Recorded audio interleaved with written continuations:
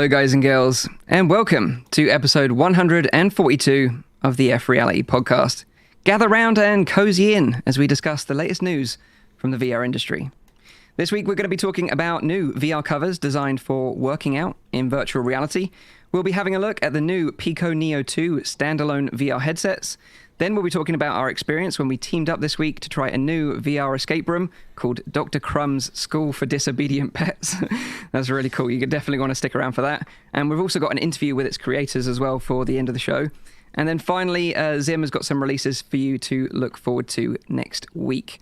But first up, I want to say a few words because we've always wanted to keep politics out of this show. But there comes a time when the matter at hand is just far too important not to say anything at all. We feel like we have a responsibility as a team to use this platform for good and to help raise awareness for the Black Lives Matters movement. Now, we don't have the answers to this problem, and quite frankly, as a group of four straight white guys, we don't understand what it's like to be discriminated against on a daily basis.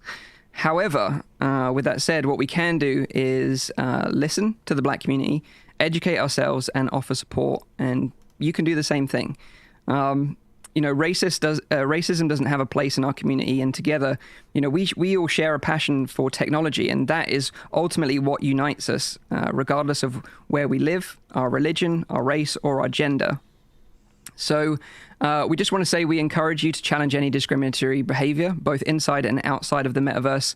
We support the Black Lives Matter movement and peaceful protest, and we hope wherever you are in the world right now that you're keeping safe and well. And that's what we wanted to say. So hope you understand, and I hope you are with us in what we say. But with that said, let's get on with the show and have some fun. So let's introduce you to the team. Let's find out what they've been up to this week and the highlight of the week. And feel free to share your highlights in VR this week in the chat as well. We always love to see what you've been up to as well. So first up, this guy puts the pro in pro putt. He loves nothing more than hitting the green and whacking his balls. It's my Frisian friend. It's of course Nathie. How you doing, dude? Yeah, I'm doing great. If I look a little bit tired right now on video, it's because the hay fever season has officially started. It's pretty rough, I gotta say. But besides that, diving into VR, escapes yourself from that, feeling of hay fever. Actually, it's true. The more you're inside screens, the more the nicer it is for your eyes. Actually, it's weird. Maybe you need the scent thing that blows mist in your face? Is it the feel real? Yeah, feel real. Yeah, that's what you need. Maybe that'll make you feel better. You'll be able to smell Beat Saber instead of the pollen. Do you think it smells like beets then as well? Definitely. Beets? Yeah. Look, we never actually discussed what it would smell like. Yeah, beets. Like beets? Beets. Like Dwight beets. Schrute would be able to tell us what beets smell like. From his beet farm. Yeah. I don't know. I always thought it would smell like a MIG welder. Like when someone's welding some metal, like that's what it would smell like. Like you just gotten off of a MIG welder unit and that kind of electrical burnt metal smell. I was more thinking about like Luke Skywalker's sweaty armpits or something. I don't know why, but anyways. Everyone their fantasy. Yeah, well, that's why I would buy, to feel real. But I actually played this golf game on Quest because last week we spoke about it. I was like, maybe I should just try it. It's a fun, let's say, party game. It's not a serious golf title. It's mini golf, and you have 3 different worlds you can go to.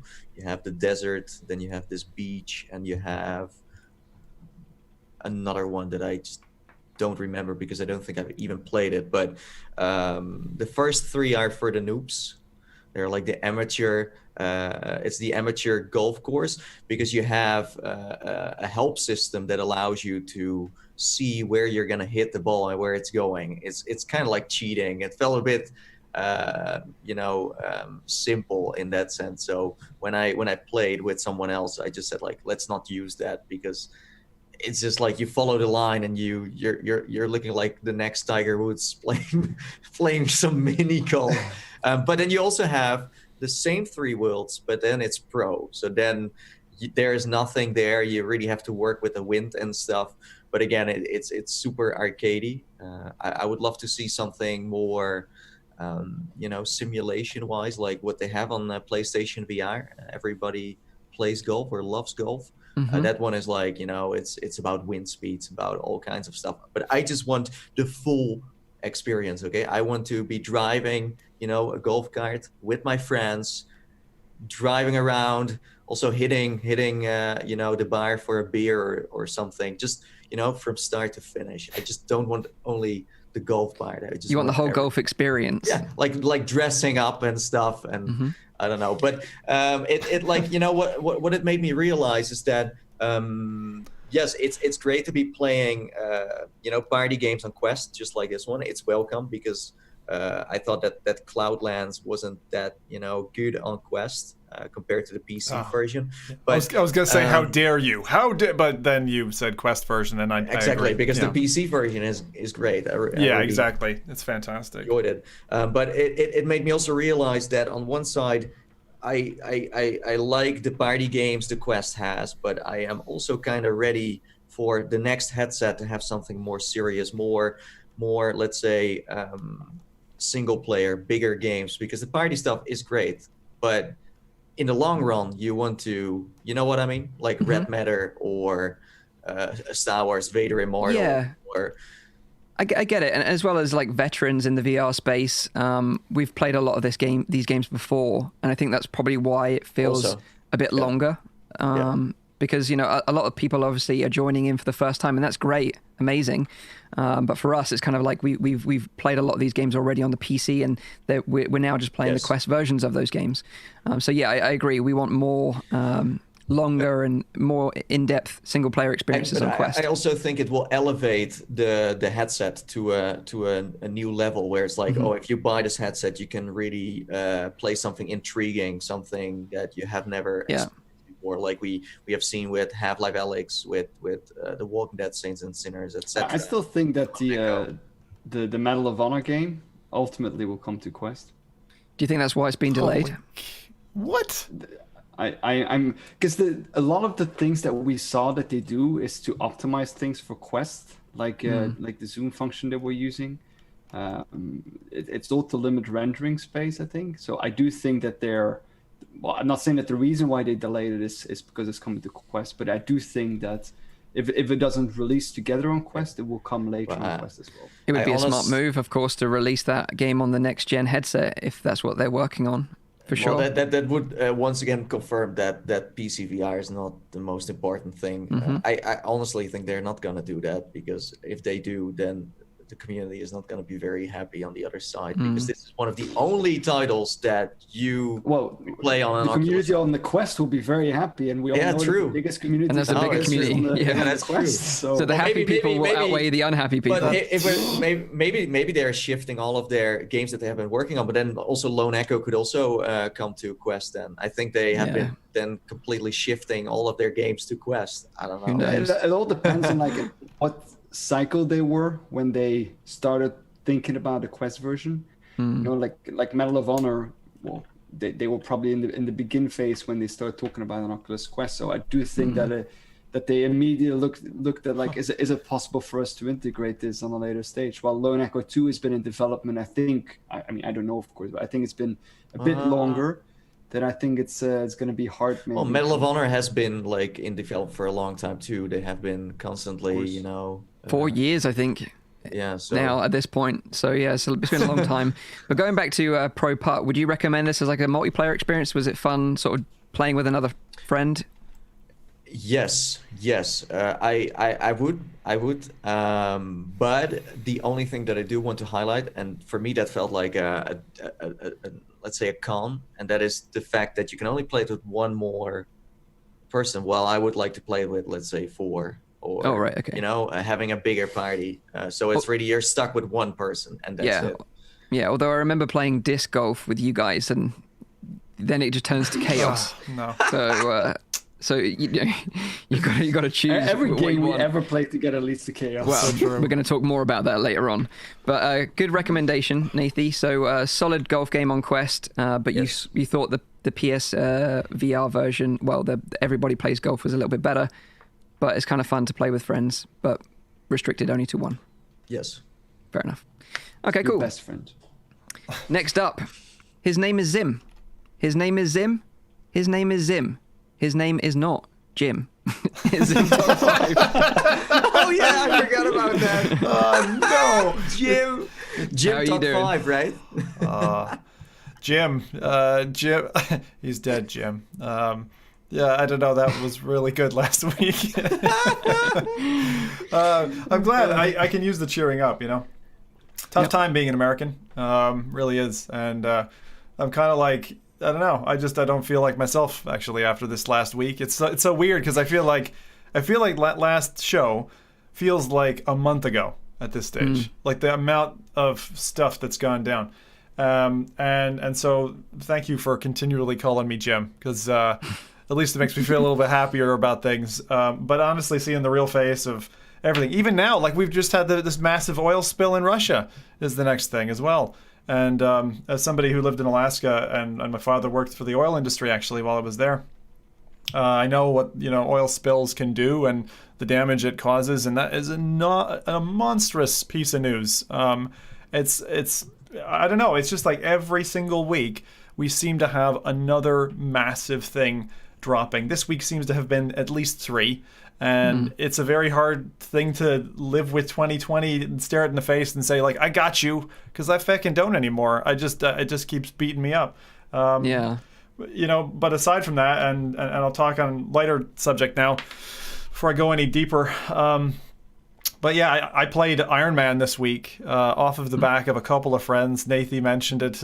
You guys have given it thumbs up before, and like, holy shit, that game is how the code behind Iron Man VR that Camouflage did to allow you to feel like you've got 360 tracking in a game where you bloody don't is incredible.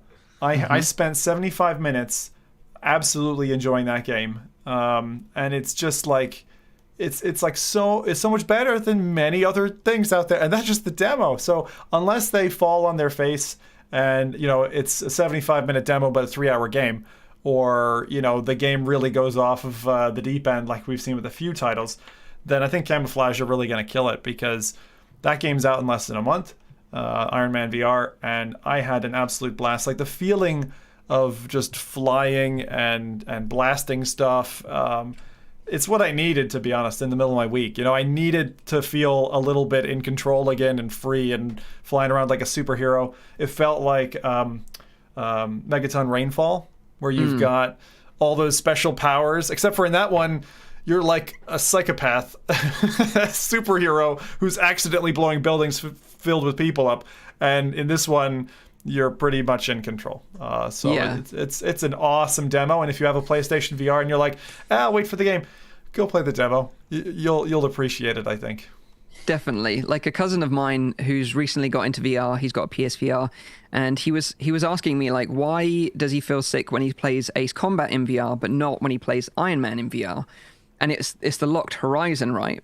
But although the horizon is locked, it still gives you a real amazing sense of freedom, and that's the magic, like you said, that Camouflage have injected into this game. Yeah. But also talking about, like, real world events and feeling a bit blue. I think, I don't think anyone's going to criticize anyone for feeling a bit blue this year because of the whole, tsunami of events that have been sort of thrown at us.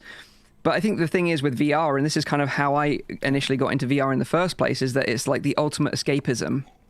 I was going through a rough time of it, and using VR as a way to escape that. And I think it does a very good job at that, because you are completely immersed in an experience and you can't really think of anything else.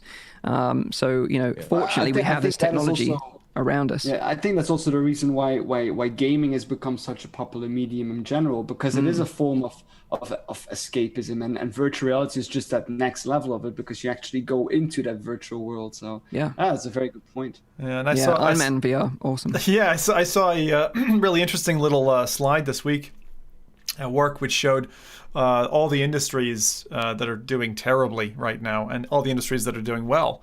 Of course, medical equipment and stuff like that, that's doing really well right now.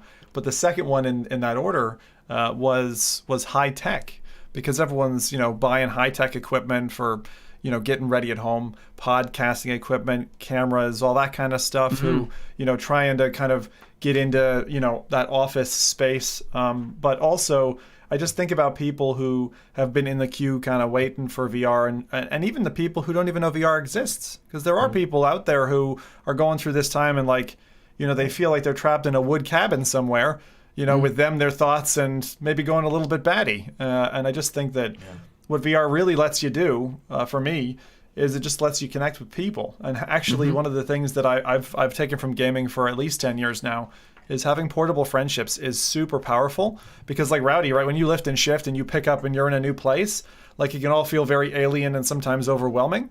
I'm not saying that Rowdy necessarily feels that way. He's quite a gung-ho fella. But, if you do feel that way, this is a great way to kind of take your friendships, and you're it's like getting on the phone with somebody and you're like, hey, you're still here with me every single day. And that's amazing. Yeah.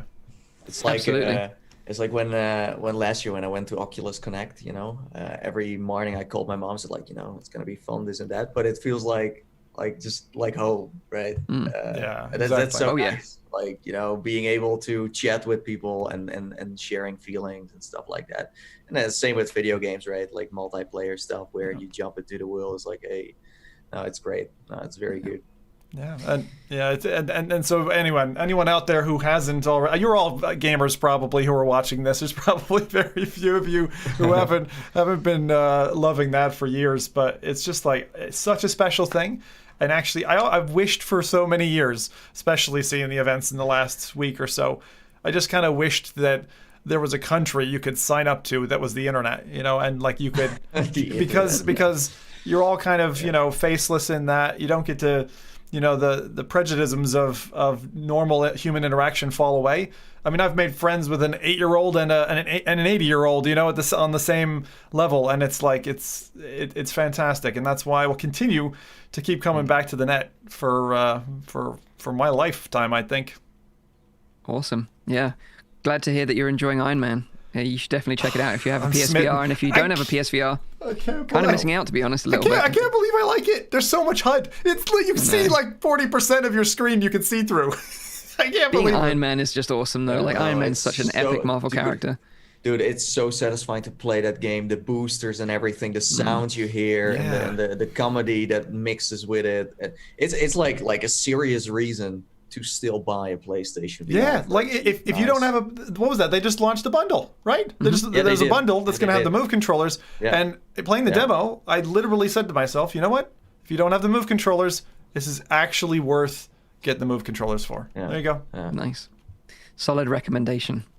So next up, this guy loves nothing more than to go undercover in VR with his big floppy ears, making him the most adorable disobedient pet. It's Rowdy VR. How are you doing? And what was your highlight this week, dude? Yeah, I'm doing all right. My lockdown ended on Wednesday. My quarantine ended on Wednesday, so I'm now free to go outside, which I actually haven't barely done so far. I've only took a picture, I posted in a Twitter group of me going outside, and after that I went back inside. Knew it. But I did go for some apartment hunting and stuff like that. So I've been finding my way around here in Montreal. And I'm really enjoying it so far. I've got myself some maple syrup. That's some of the people watching probably saw in the Twitter video that I posted. So it's been really nice. But no, my highlight of this week is one of controversy, I would say. If you see all of the events that happened in the past week. You have the events that are happening currently still in the United States, but you have something that happened directly after our podcast as well, which was the SpaceX launch to the International Space Station, which we all were very excited about. And I think it's one of those things that really accurately shows what people can accomplish if they just work together. And I think that is something that is just beautiful to see, because this is a work of that crosses generations, and it crosses race, and it crosses all of those kind of boundaries. And I think that's a very beautiful thing, because that's something that we need as well. You know, we have a lot of hard problems that we need to solve in this world. We have climate change. We have, you know, we want to go to Mars. We want a better virtual reality headset. We want to colonize the entire solar system. Very hard problems. We need a lot of bright people to do that, and in order to get that, we need to have a large amount of people we can choose from. So only limiting that to a subset is something that I think is rather stupid. But just the space launch in general is something that I mean, it's just amazing to watch and to see that humanity can accomplish something like that. Makes me very excited about the future. Yeah, absolutely. And one thing I should mention actually is that you know, a lot of people gathered to watch the launch in big screen, which was they had some record numbers actually. Oh, nice. People watching the launch in big screen, which is amazing for them as a platform. But also some beady-eyed people who's in our sort of group of VR friends noticed that Felix and Paul have some VR 360 cameras aboard the ISS space station. So they're going to be making a 360 ISS experience in the future, which is amazing. So Felix and Paul, they make all the best 360 VR videos. I think it's worth mentioning that they have made a 2-episode of Space Explorers. Where they dive into you know, what's going on behind the scenes at NASA, SpaceX. You actually get to see one of the Falcon rockets launch, and you're like on the front row. Well, actually front row where you barely see anything, because you know, all the smoke and all the stuff that comes out of a rocket just flies right into your face. But it's very immersive.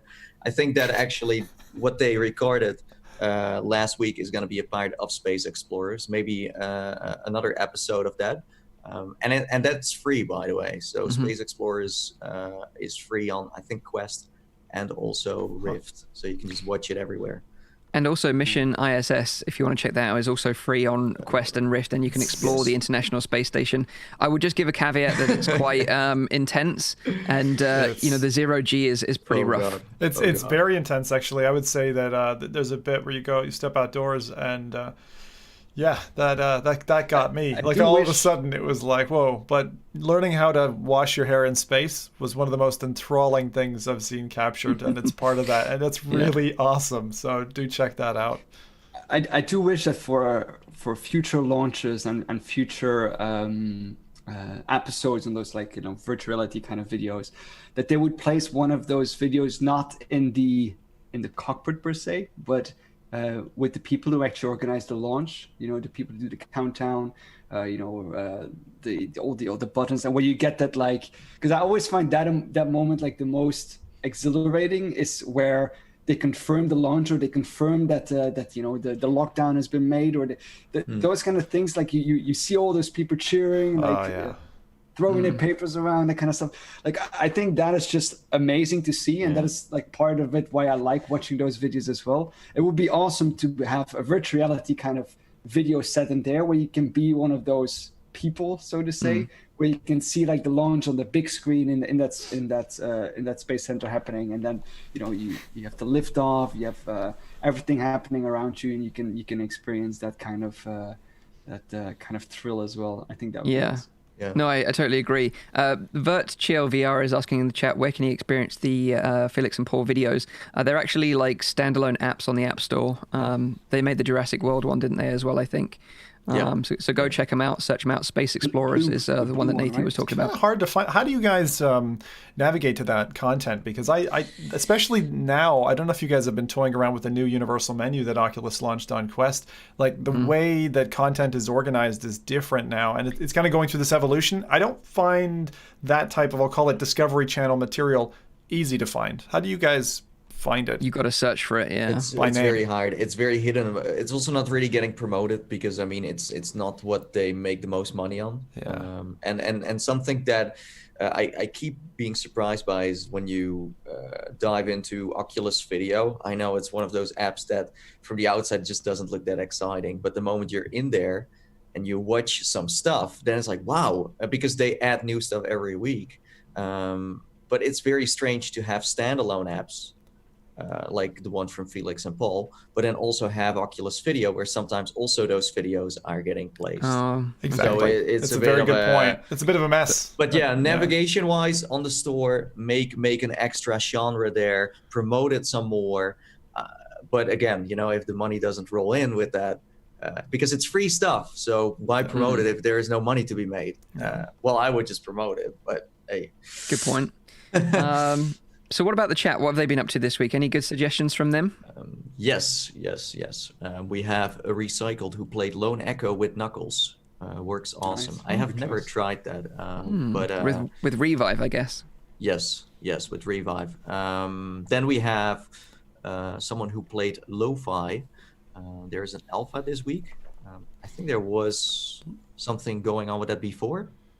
Yeah, there was an alpha before. Yeah, there was an alpha quite a while ago. So either that's an update, Kickstarter milestone. Well, maybe? I know they've got an announcement to make during the VR showcase, which we're going to talk about very shortly. Okay. So maybe that's the reason why. Okay. Well, he says incredible visuals. Then we have Barabunk, who played Elite Dangerous, and then the Arena mode, and also Grip.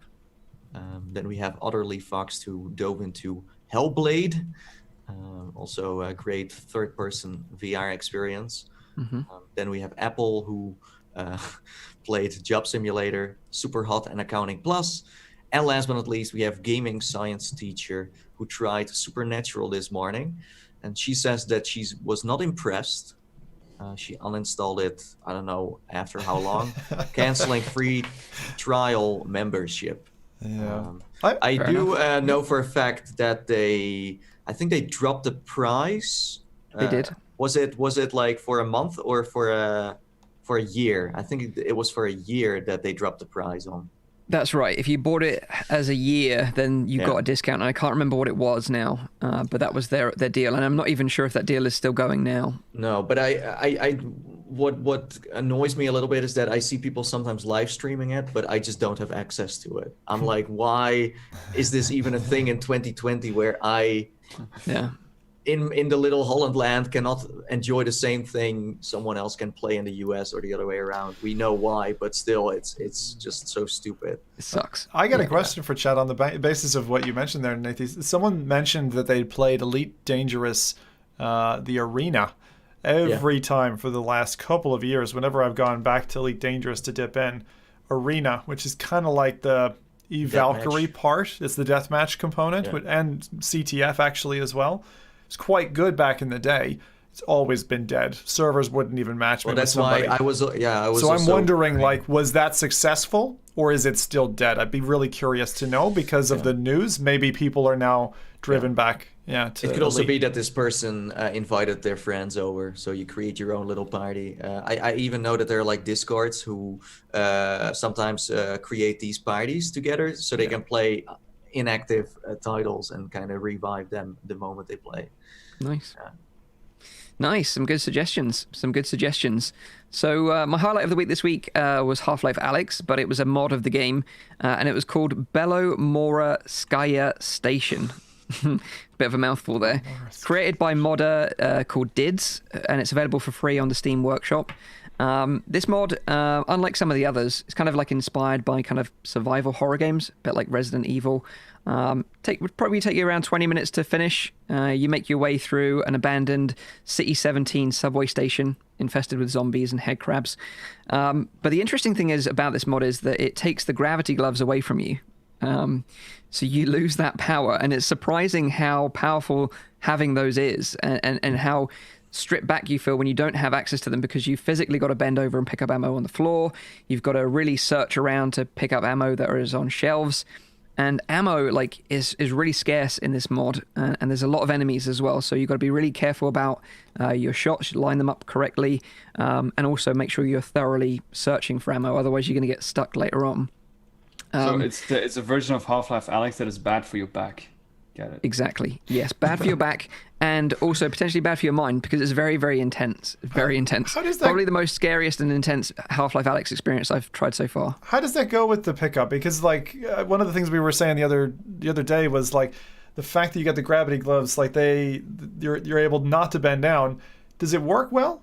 or did you find any conflict with that? I'm kind of curious. Oh no, it does work well. It does work well. Most of the ammo is on like shelves or counters. You don't have to bend over that often, but you do sometimes.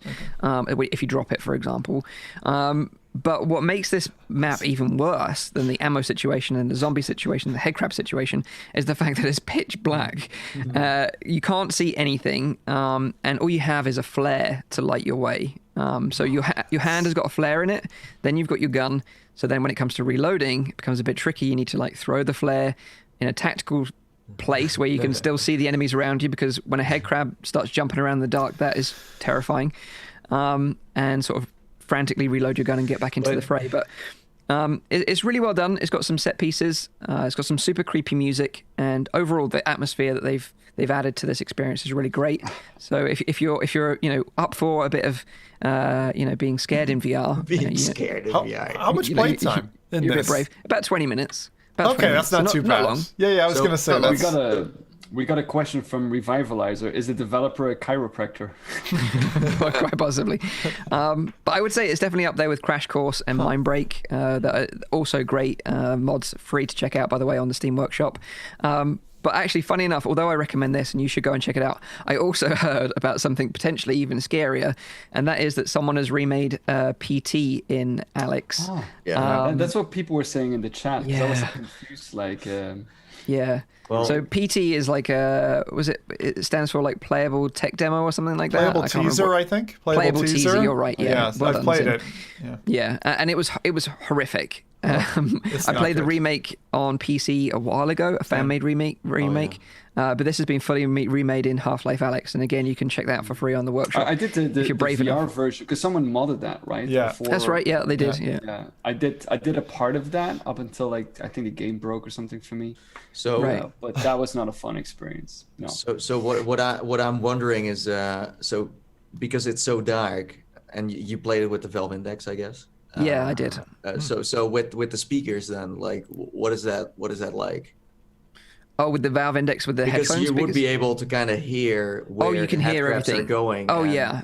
It's horrible. It's important to have that, I guess. Yeah, because you shoot a zombie and the head crab falls off and you think, oh, it's dead. And then it gets up and jumps over your shoulder and you're like, crap. I've got a head crab behind me now, and I've got to deal with it, reloading my gun because it's out of ammo, and I've got this flare I need to deal with, and it becomes very intense all of a sudden. But it's very cool. That flare thing, though, like that was something that I used to. It's been quite a few years now, but in DayZ, it used to go to pitch black dark levels at night, and you'd be wandering around with these road flares, and it was that flare zombie threat combination is very effective. There's something about that like low-level lighting. Doesn't make for a great broadcast unless you're really mucking with the gamma and the gray levels. It's very hard for other people to see.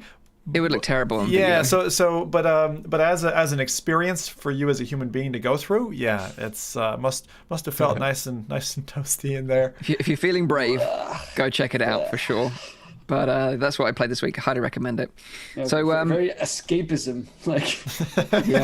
yeah. Well, it's a testament to say like that's what I'd rather do. Escape into a world full of zombies in the dark than deal with what's happening in the real world. I think that's a testament to what's going on. But anyway. Before we get into the news, I just want to thank the sponsor of this week's show, and that is, of course, Synth Riders. They've been sponsoring the show the last few episodes. We really, really appreciate their support. Synth Riders, it's a unique VR rhythm game from the fine folks over at Kluge Interactive. And what makes Synth Riders different from every other VR music rhythm game out there is that it encourages you to freestyle dance and get into the groove and just kind of lose yourself in the music. And this is kind of one of those games, like we talked about, like it's really good escapism. You can just switch your brain off, enjoy the music, and just get sucked into that world and ride the rails, which is a lot of fun. So Synth Riders is also unique in that it supports custom tracks, has your fitness tracker integration, cross-platform multiplayer where you can play with up to 10 players cross-platform, which is awesome fun, and gets that sort of like competitive spirit out of you. Certainly got it out of me. So yeah, go and check out Synth Riders. It's available now on Quest, Oculus Rift, Steam VR, and Viveport. Links are in the description down below. I actually checked it out this week, and because I was just like, I'll try it. And I didn't know that your integration meant you have your watch on your wrist. Like it's literally there, on your wrist. And I was like, oh, it's pretty good. I personally since abandoned using your because it's too depressing that I don't get enough exercise. But they did a really nice job of the integration. And I think it also does like a two-way street. It's selling your to an extent. If you don't know about it, then it'll prompt you to kind of go and check it out. And that's why I liked it. But the multiplayer is they've got multiplayer lobbies that are like on these hexagon shapes, and that's right. It works out really well. I just joined a group of dudes and they all kicked my ass, and I quit mid-song because I was too embarrassed about how terrible I was at Synth Riders. I need to practice. So there you go. Fair enough. No, very cool. Go check it out. It's lovely. So let's get into the news. First bit of news this week is that some key events have been delayed, as you probably all know at this point. But if you don't, let me recap. Starting with the PlayStation 5 gameplay reveal event, something we was all excited about last week on the show. But PlayStation posted on Twitter this week with the following statement. We have decided to postpone the PlayStation 5 event scheduled for June 4th. While we understand gamers worldwide are excited to see PS5 games, we do not feel that right now is a time for celebration, and for now, we want to stand back and allow more important voices to be heard, which I think is completely understandable with everything that's going on right now. So at this time, we don't have a date when the reveal will take place, but I'm sure PlayStation will be updating them, the situation on Twitter for the most up-to-date information. So go follow them if you want to know. But of course, we'll be reporting back on the show as soon as we get new dates announced. The second important VR event that has been rescheduled this week is the E3 VR showcase from Upload VR, because originally this was planned for the 8th of June, so next week, but has been postponed until the 16th of June, which is the following week. So just make sure you update your calendars with that date, because I know that a lot of developers that we're friendly with are going to be releasing new game information and new trailers during the E3 VR showcase this year, including titles from Fast Travel Games, who have been tweeting out some cryptic images.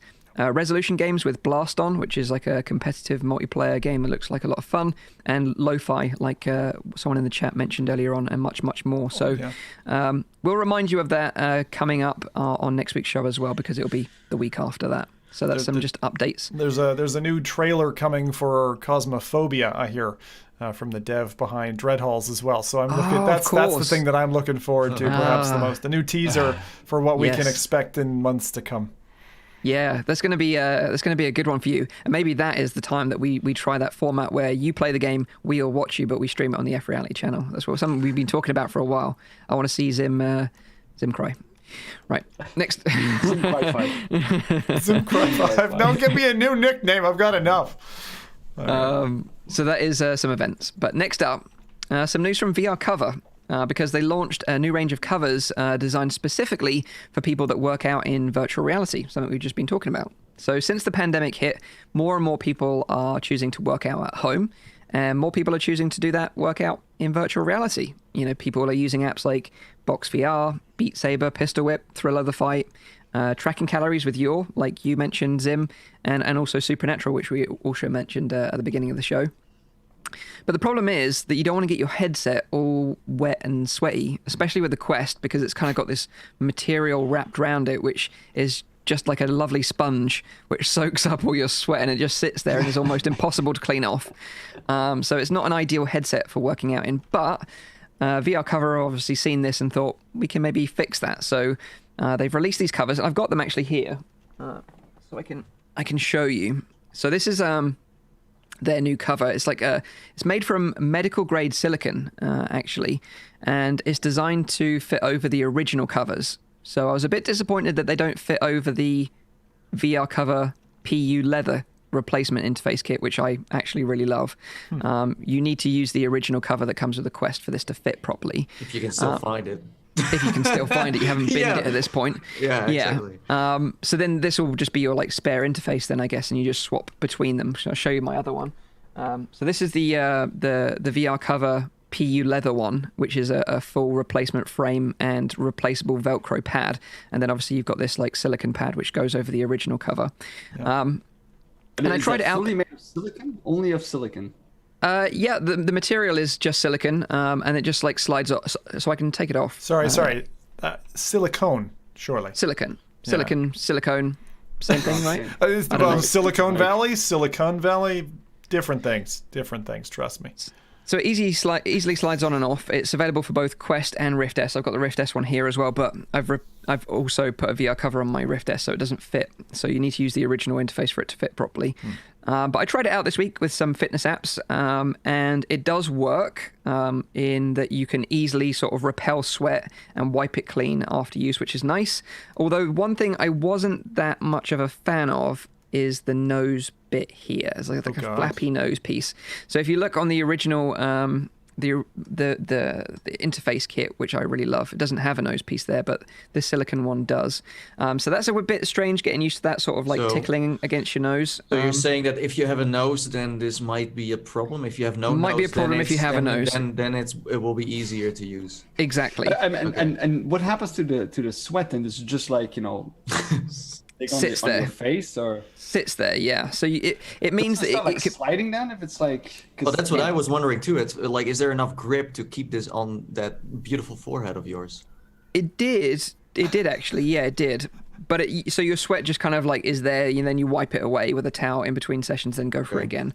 I also suppose that like VR arcades are probably like these for hygiene reasons in this current climate. No, that would be great. Yeah. You could always do a John Carmack on it though, right? You could just take the scissors out and cut the nose hole. Like.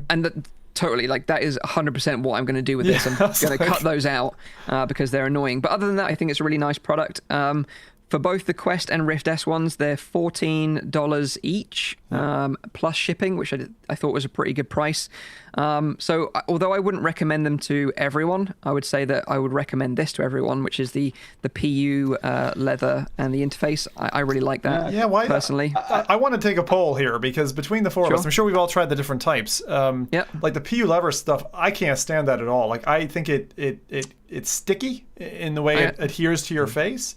I recognize, I know there's certain things, Mike, that you like it for, and those are probably the reasons why I don't like it, but like the denim-y cover, which is more like cotton, for me, I find cooler.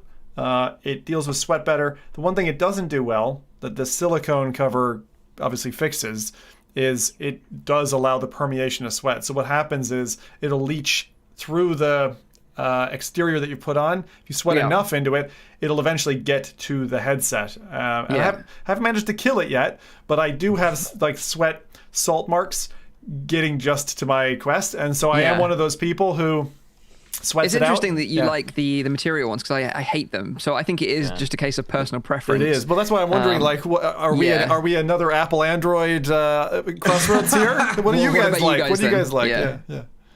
For me, I think the silicone one would be great if you share the headset a lot, like for example for events or those kind of things. I think then it would be great.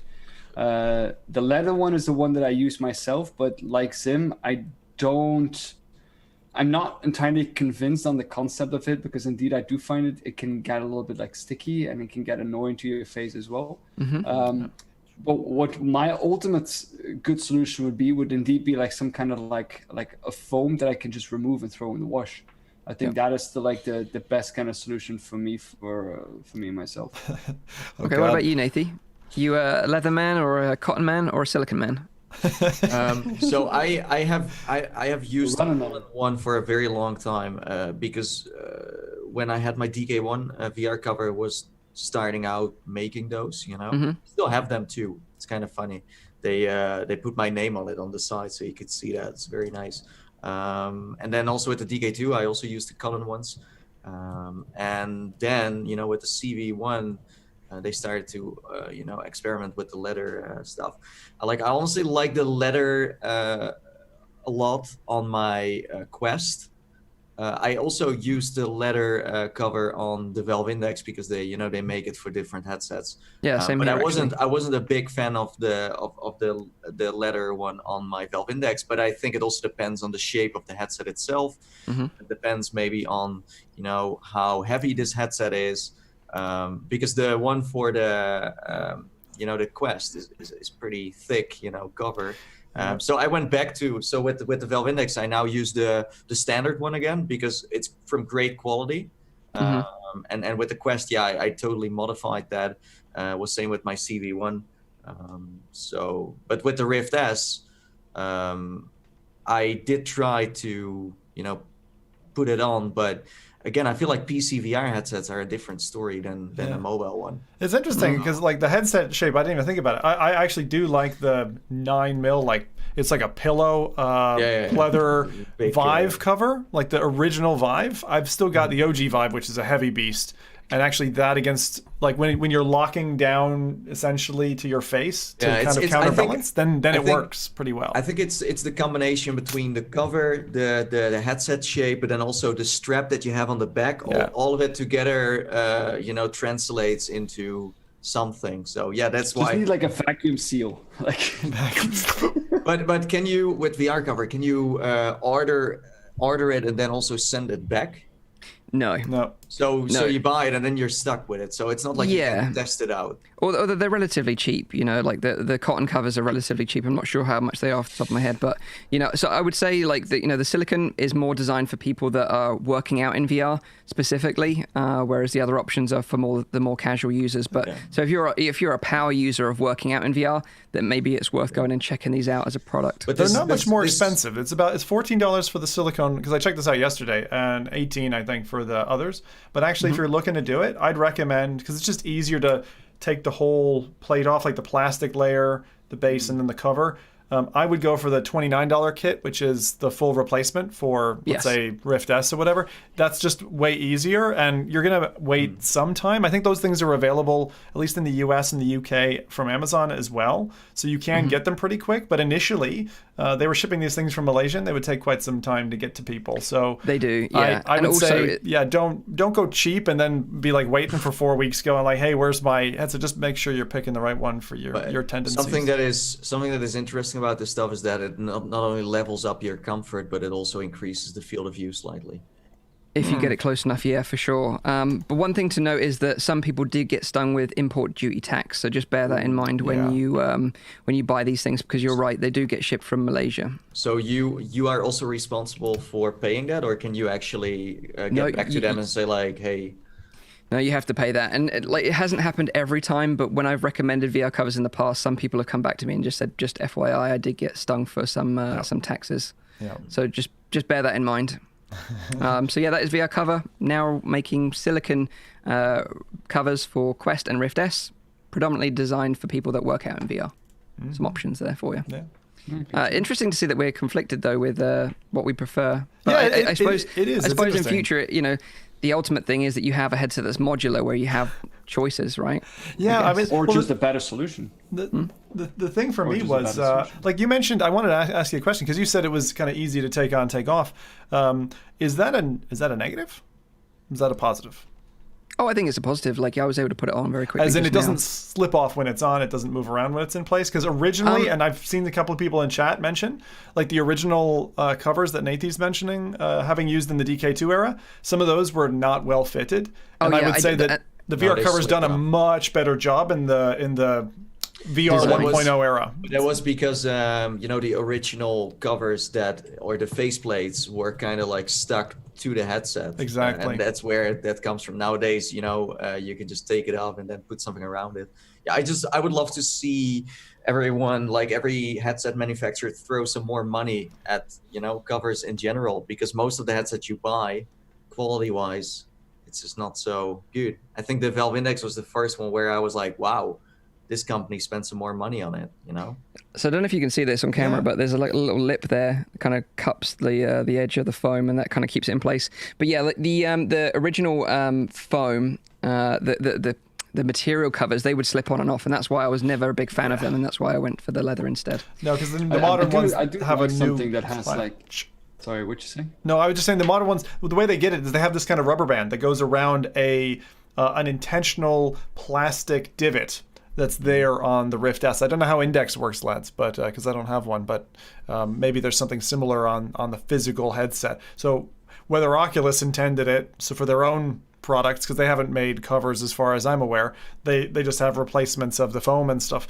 But the worst case that you reminded me of was like the original foam on the Vive. When the OG Vive shipped, like that foam, like you'd sweat into that, and then you could literally wring it out by pressing it, and it would like drip out. It was one of the worst experiences headset-wise I do like something that has like enough padding. Like even though you can get it closer to your headset if you use less padding, but I prefer like the the comfortable, like snug kind of feeling. Not that something is like pressing against my face, but like something that like kind of dampens that a little bit more. So I do like the.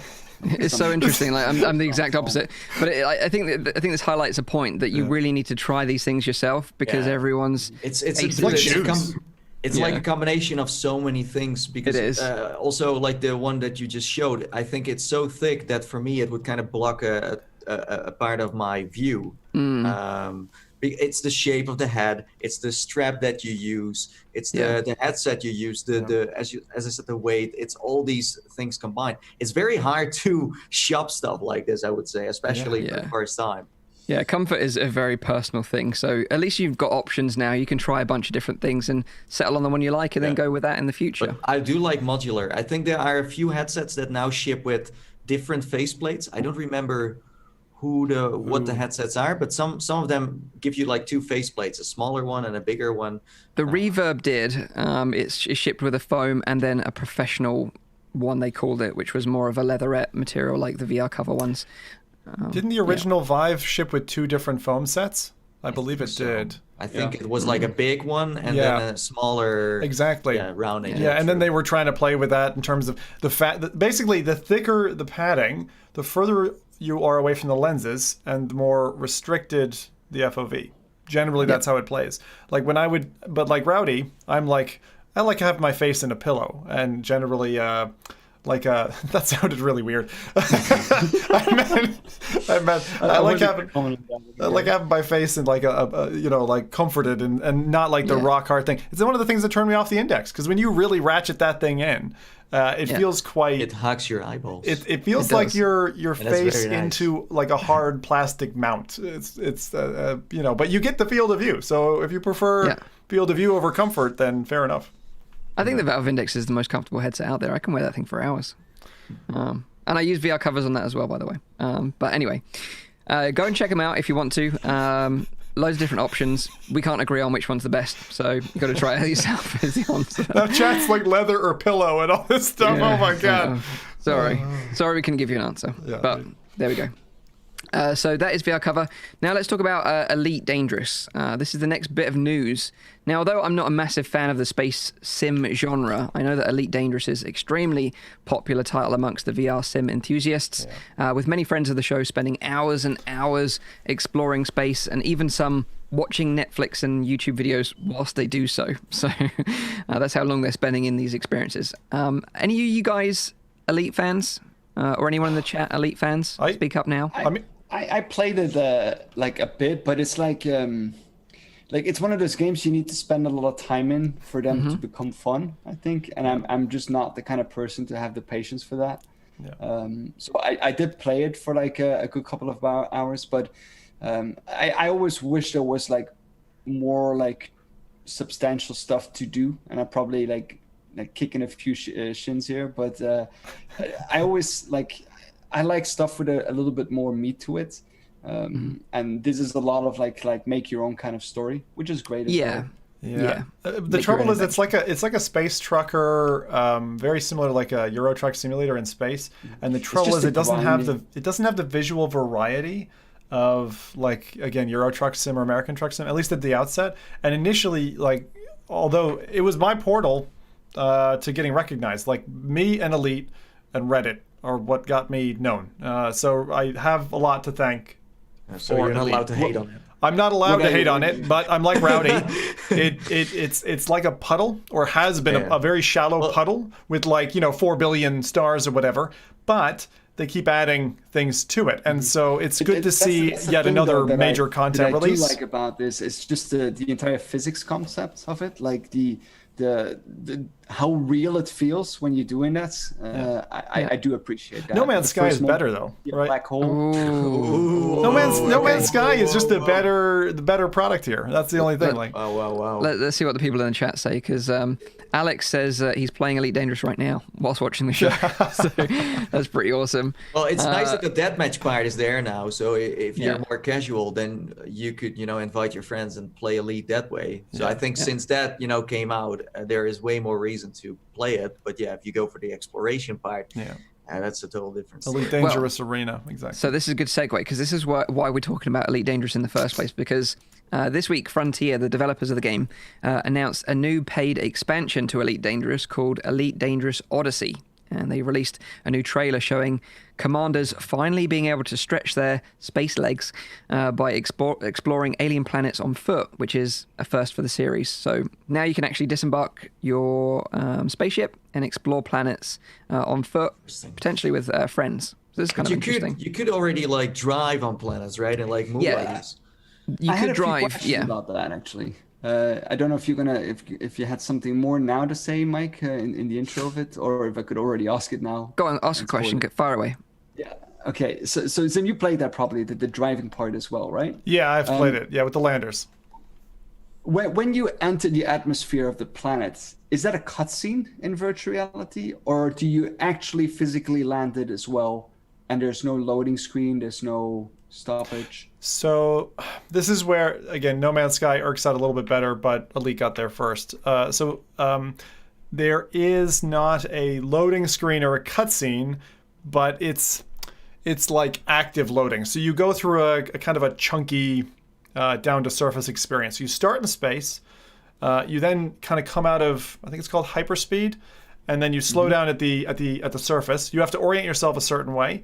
Kind of penetrate down like through the layer of the egg, so to speak, and then you get into landing. But as you're approaching, that's great. Yeah. It's not like initially you couldn't land on planets. Then they released with, I think it was called Horizon? I think it was called Horizon. Horizon, you were able to do planetary exploration, but the planets were pretty uninspired. Like a lot of them looked the same, but then they gave you the SRV where you could literally get down. Even if you had a steering wheel, you could drive that way, and I used to. And you could even use your HOTAS to control like a turret on it, go flying around the lunar landscape, and do air flips, and you had jets on that thing. Like there was a lot you could do, but my biggest gripe with it wasn't a smooth experience from space to landing.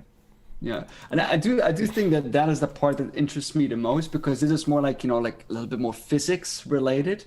And I don't mind if it's active loading, but I do like that experience of like you come out of hyperspeed, you see that sun that you just passed, you're flying towards that planet, you see becoming bigger and bigger, you go through the atmosphere, you land your ship, and then you physically get out and you look up and you see that star that you previously... Basically, you're just describing No Man's Sky, so I think just play No Man's Sky.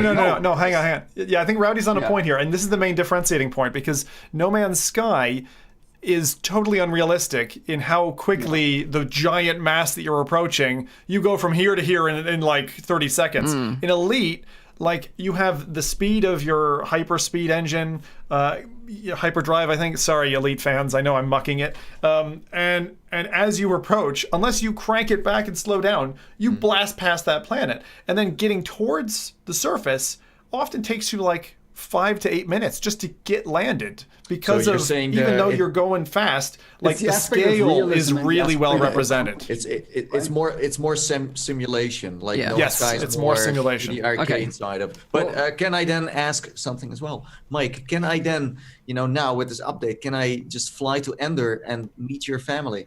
No, and this is where the point I'm getting at with this whole discussion is that you can obviously do this, but not in VR. So a lot of fans were saying this Odyssey update, will they be able to experience walking around a planet in virtual reality? And stuff. Yeah, exactly. Do you want to hug an Ewok in VR? No. And a lot of people asked that to the Elite community manager, Tim Smith. They were asking exactly that. Okay, yeah. Well, not maybe that exactly, but can they play this Odyssey update, which is a paid expansion? Can they play that in VR? And he put the record straight on the Elite Dangerous forums with the following statement. So he said that currently Elite Dangerous Odyssey will not be VR compatible at launch. We're big fans of VR, and we're truly proud of the amazing experience that we currently offer in Elite Dangerous.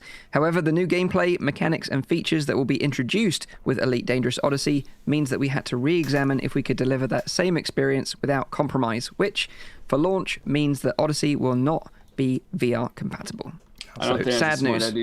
I don't think that's a smart idea at all, because like a large market segment of the virtual reality space is about simulation, and missing out on that market segment initially will damage it, for sure. Yeah. A lot of the community are upset about it. A lot of dedicated Elite Dangerous fans obviously regularly play this game in VR because I think a lot of the community will say it's best played in VR. In fact, now, and the thing is with Horizons, the update with like you said, the lander vehicles and stuff like that you can drive on the surface of these planets, it was still a cockpit-based game, whereas now, because you can get out on foot, it drastically changes the dynamics of the game, and to adapt that to VR is very difficult. And No Man's Sky were very admirable in that they were able to pull that off, that transition from cockpit to then being on the surface of a planet on foot. Yeah. It's a tricky thing to do. So but Hello Games or whatever they're bloody called. Sorry, No Man's Sky did it. They did that. They held all their stuff up and they launched VR support, desktop support. They gave all the content at the same time. Just think about it this way: you go into a group of school kids, right? And you're like, "Hey, kids, you kids like blueberry muffins?" Yeah, sure. Okay, well, you standing over there, you can't have a blueberry muffin, but you three can have the blueberry muffin. You are going to have to come over here if you want the blueberry muffin.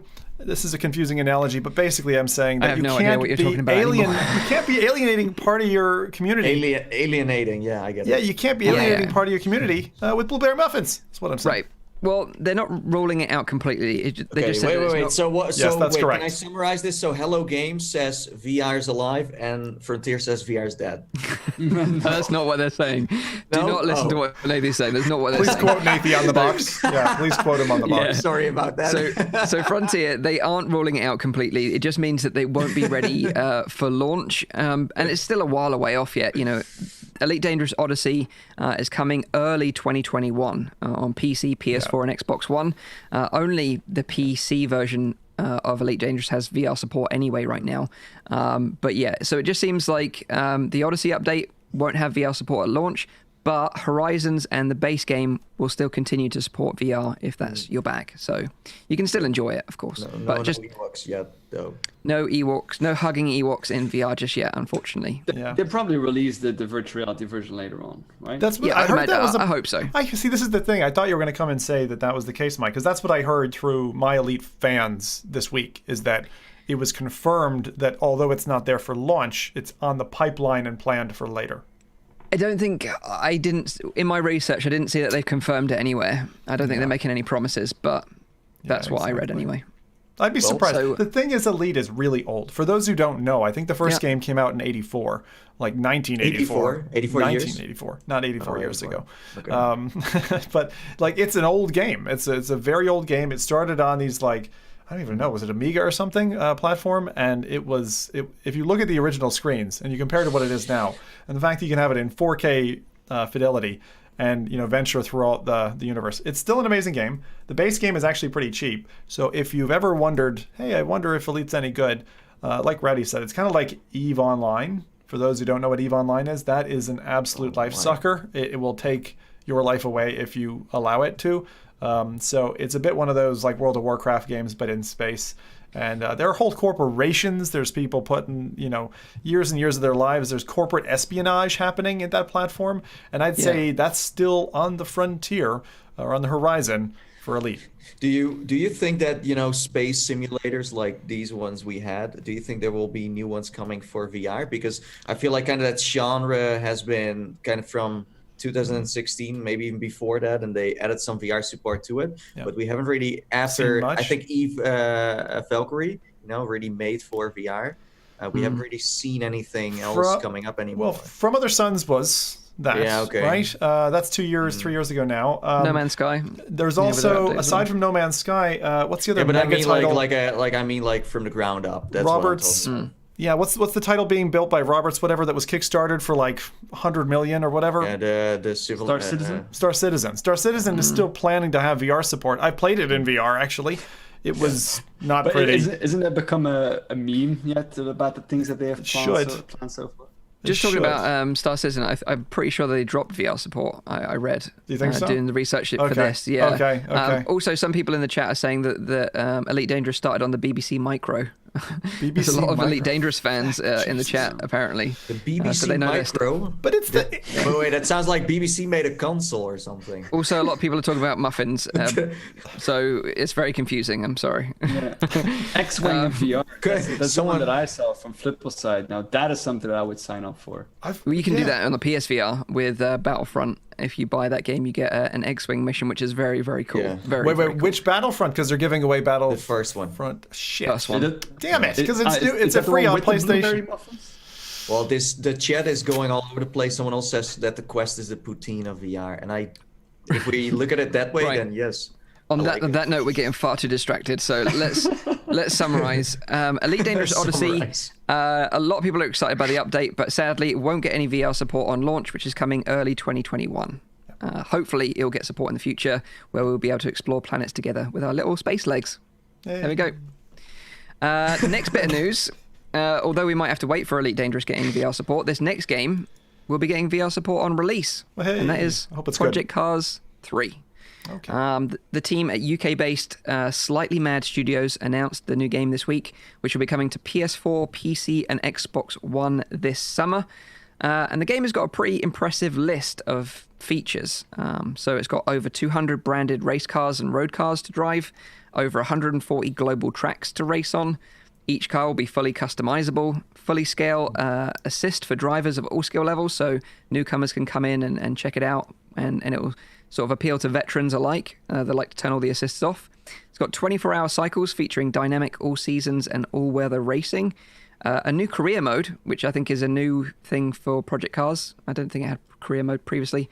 It's also got multiplayer and daily challenges, enhanced AI drivers, and most importantly, and this blows my mind, 12K support on PC. 12K support. And best-in-class VR support on PC as well. 12K for my What is eyeballs. that last one? Best what? Best-in-class VR support on PC. What is that? So They're committing to the VR support being they're good. saying this is going to be a proper one, not like a little tack-on VR support, okay. keep the VR community happy thing. Like Gran It's gonna be Turismo, for instance, you could play a couple of bits in it, but the whole game wasn't VR. So that this happens a lot, unfortunately, in racing. So before I let the expert, explain Project Cars, Yeah, I just want to say something very, it might sound dumb, but when I watched the trailer, I was like, wow, you have street racing now, you have like serious racing now, and it's like a mix of Need for Speed meets, Project Cars meets. So I think that sparked my interest for sure, where it's like, wow, you can now also drive through the city with these, pimped up cars and stuff.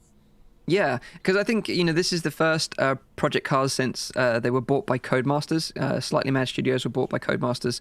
So this has obviously got a bit of Codemasters, spirit in there as well. And that's why it's a bit of a strange sort of turn for the studio, because a lot of the diehard Project Car fans aren't happy with this new direction. But Codemasters is like, you need to make money, more money. We want to make more money, so that this is a result of that. But if they can appeal to everyone, to a certain degree, then that's a good thing. But let's see what that's Zim they're has to say. trying now, right? Because he's the expert. He's the resident racing driver of the show. Oh, Jesus, man.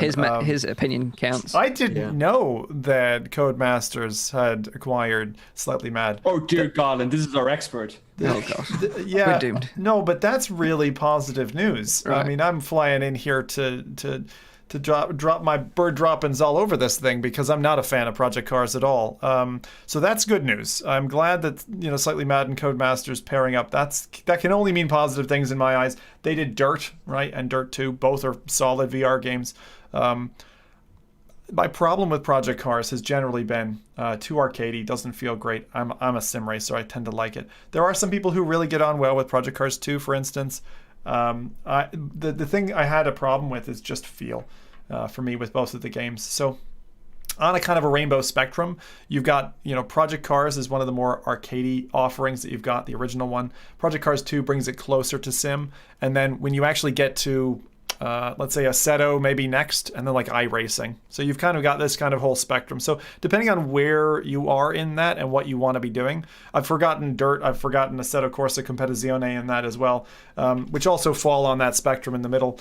I don't know. I mean, it's going arcadey. I'm not sure that's the right play at this time. I kind of feel like if for those platforms they'd gone more sim, that they would have done better. And certainly in VR, that's kind of the tendency of what VR racers want. They want more sim rather than more arcade. On general, I can say with my, with the racing fans that I tend to race with. So am I excited for it? Not any more excited than I was when I saw the announcement for Assetto Corsa Competizione, which brought rain and a kind of, again, a more simulated race, but wasn't as broad as this. The spectrum of what they're trying to do is good. I'm glad I didn't see any go-karts like I did in the last offering, and I hope that they can make the career mode tighter than they had it last time, because it just was a real... there was like this whole social media thing baked into the game that just felt really off. And again, I haven't seen a sim racer yet that has done VR menus and integration properly. So if they can make all that stuff like easy and lead the way, I will welcome this with open arms. But I'm gonna hold my opinion. Reserve judgment until I play it. So for now, it's like a half-baked muffin to you. It's like a half-baked muffin. Yeah, exactly. We did have some good input regarding the 12K in the chat from Nimsoni, and he said that the 4K probably refers to that you can use 3 monitors of a 4K resolution. That's very good. 12K. Yeah, that's what it really is a 3-monitor 4K setup. Yeah, that's a setup that a lot of people like opposed to VR. Where you either go 3-monitor setup or you go VR setup if you're like a dedicated diehard fan. With a proper rig, I guess that's what it refers to. Sim motion rig platform. Yeah, exactly. The one thing I haven't heard yet about this is whether or not they will have an API for mod support, because it's one of the things that unfortunately again. Assetto Corsa did, I think, very wrong in their change to move to their next title. So if these guys do open up mod support, unfortunately it undercuts what they can earn in terms of DLC, but the support and the breadth and what then the platform becomes might actually end up being what we all want to play. So. Interesting. Nice insight there. So the new beta from iRacing, JD Max is asking that. There's a new beta from iRacing out as well. The trouble is I've been holding on iRacing. It's a subscription model is the only reason that I haven't gone for it. It's kind of the DCS of racing. So it means, you'll pay a pretty penny. You got to buy every car, every track. It's one of those itemized models, which I'm just financial model wise, it pushes me away from those games. But iRacing is meant to be, and I have not played it, is meant to be the best sim experience. And I take that from a number of people who I trust. So I'm waiting to run my smile on it. Thanks, JD. I will take the opportunity to go and play that now. Interesting. Good suggestions as well. Nice one. So that is Project Cars 3 announced, has VR support baked in for the PC version and is planned for release this summer. So we've got that to look forward to.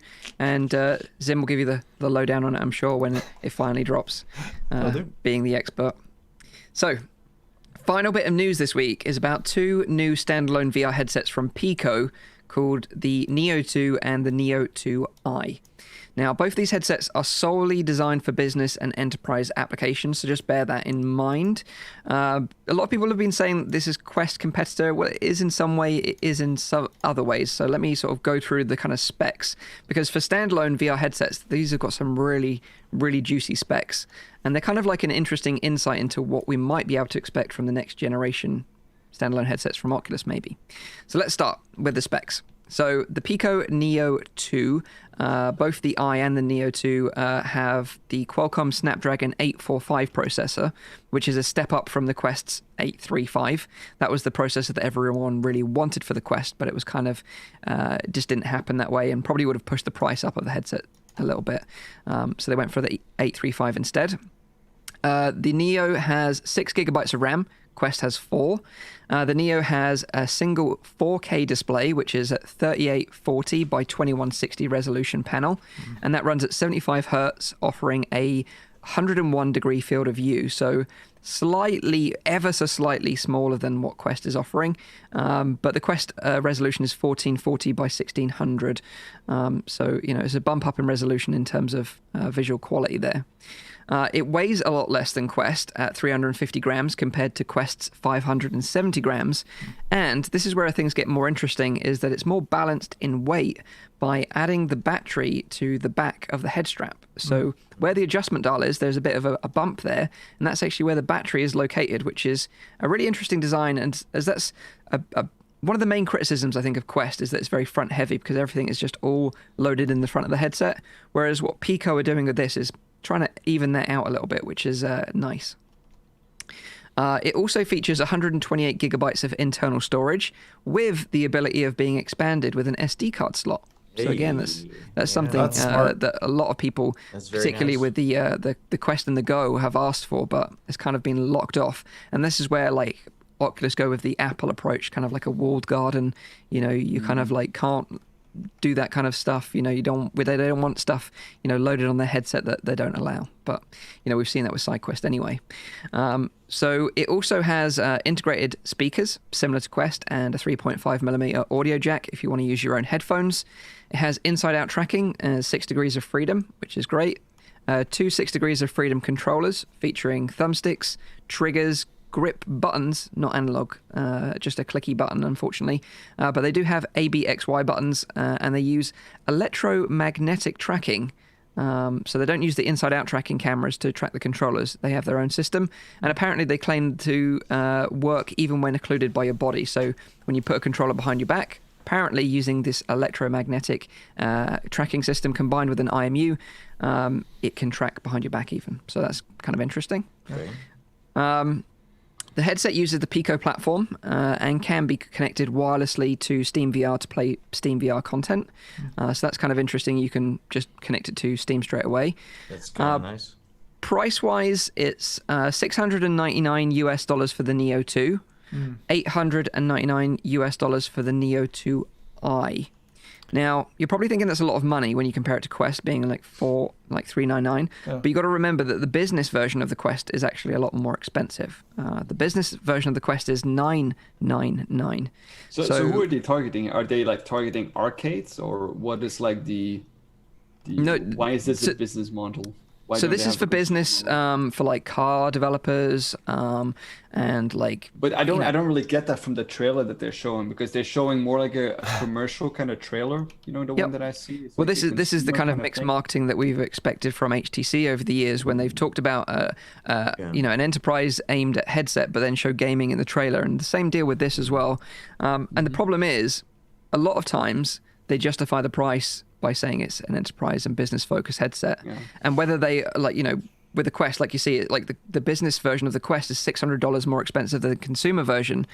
And that's because they add, a subscription model to Oculus Business. And they also offer like enterprise level support. And I wonder if that's also included with the Picos as well. Like if you're going to get that business support. It to be, if it's a business model, then regularly that's the thing that you expect from it, right? Yeah. Not just an increase in price. Yeah, absolutely.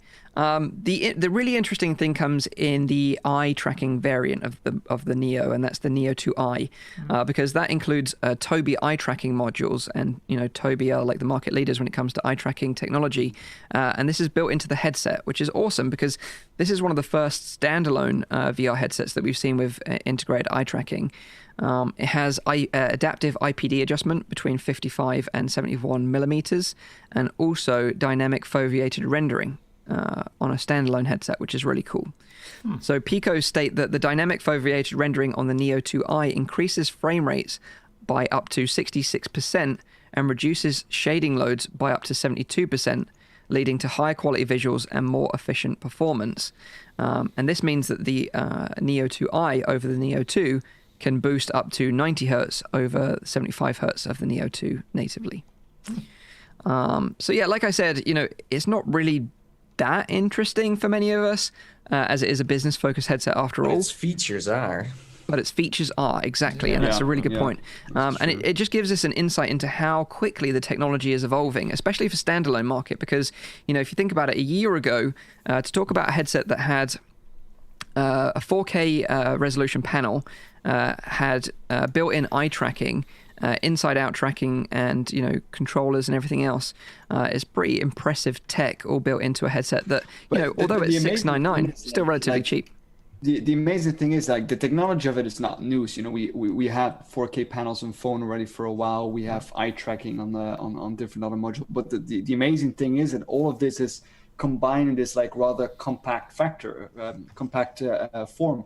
So I do think that is what the improvement is that we're going to see in the next couple of months and years, is that those designs gets like smaller and smaller and smaller. So those modules become smaller and smaller and smaller up until we have like a very compact package. The problem with that, of course, is again the problem that we highlighted last time as well with the IPD adjustment. You know, the smaller you go, the less range of your IPD if you have, that will cause issues for your field of view and those kind of things.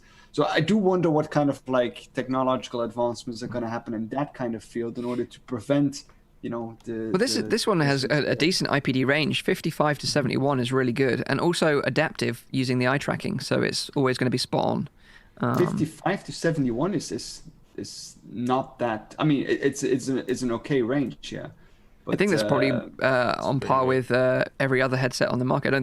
I don't think there's any bigger the range than that. No, you're right. Yeah, correct. So it's pretty decent. But yeah, you know, you're right. You know, with headsets getting smaller and lighter, it's difficult to pack all this tech in. But they seem to have done it. So it's kind of interesting. It'll be interesting to see what businesses adopt this kind of tech. You know, we've seen car manufacturers and stuff like that use these kind of headsets in the past, but. Which industry will pick this up? It will be interesting to see. I think arcades will definitely do because, you know, arcades are still using kind of like a combination of like PC VR headset with a backpack most of the time. Like standalone is not. Plus, if they are the first ones to roll out an arcade plan, then they have an smart advantage. Move. Because right now, if in the standalone field, there is no one really offering that, you know, license. Isn't that a problem though? Like, right? Yeah, just in terms of not the licensing, and although it might have some arcade, you'd have to like lock people in a room so they don't run off with your equipment. And then there's the whole like charging the battery issue, which we saw when HoloLens first dropped. You know, it's like, oh shoot, there's the 6th person playing today. Sorry, I got to put this on the charger. So what kind of model are you thinking? Charger anyways. Right now, like the weapons people hold when they play need to be charged. The controllers need to be charged. So it's not any different. Plus arcades usually, like most arcades I've been to, have an entrance where someone sits at a desk and you pay a ticket and then you can go in for an hour and play something that you reserved for. Your name is on paper, your address is on, so you can't just walk away with a headset. So, I don't think if you want to steal something, you don't go to an arcade. You go somewhere else. But it's worth knowing, yeah, because I suppose my just go somewhere else. my impressions of VR arcades and the ones I've been to, like in the States and stuff, are probably very different from what you've been to. So, and you've been to a lot more. So that's why I was asking. I've also been to a lot in the States. I mean, if you went to, for example, like the biggest one in the States, or one of the biggest ones that offers VR stuff, is 2-Bit Circus.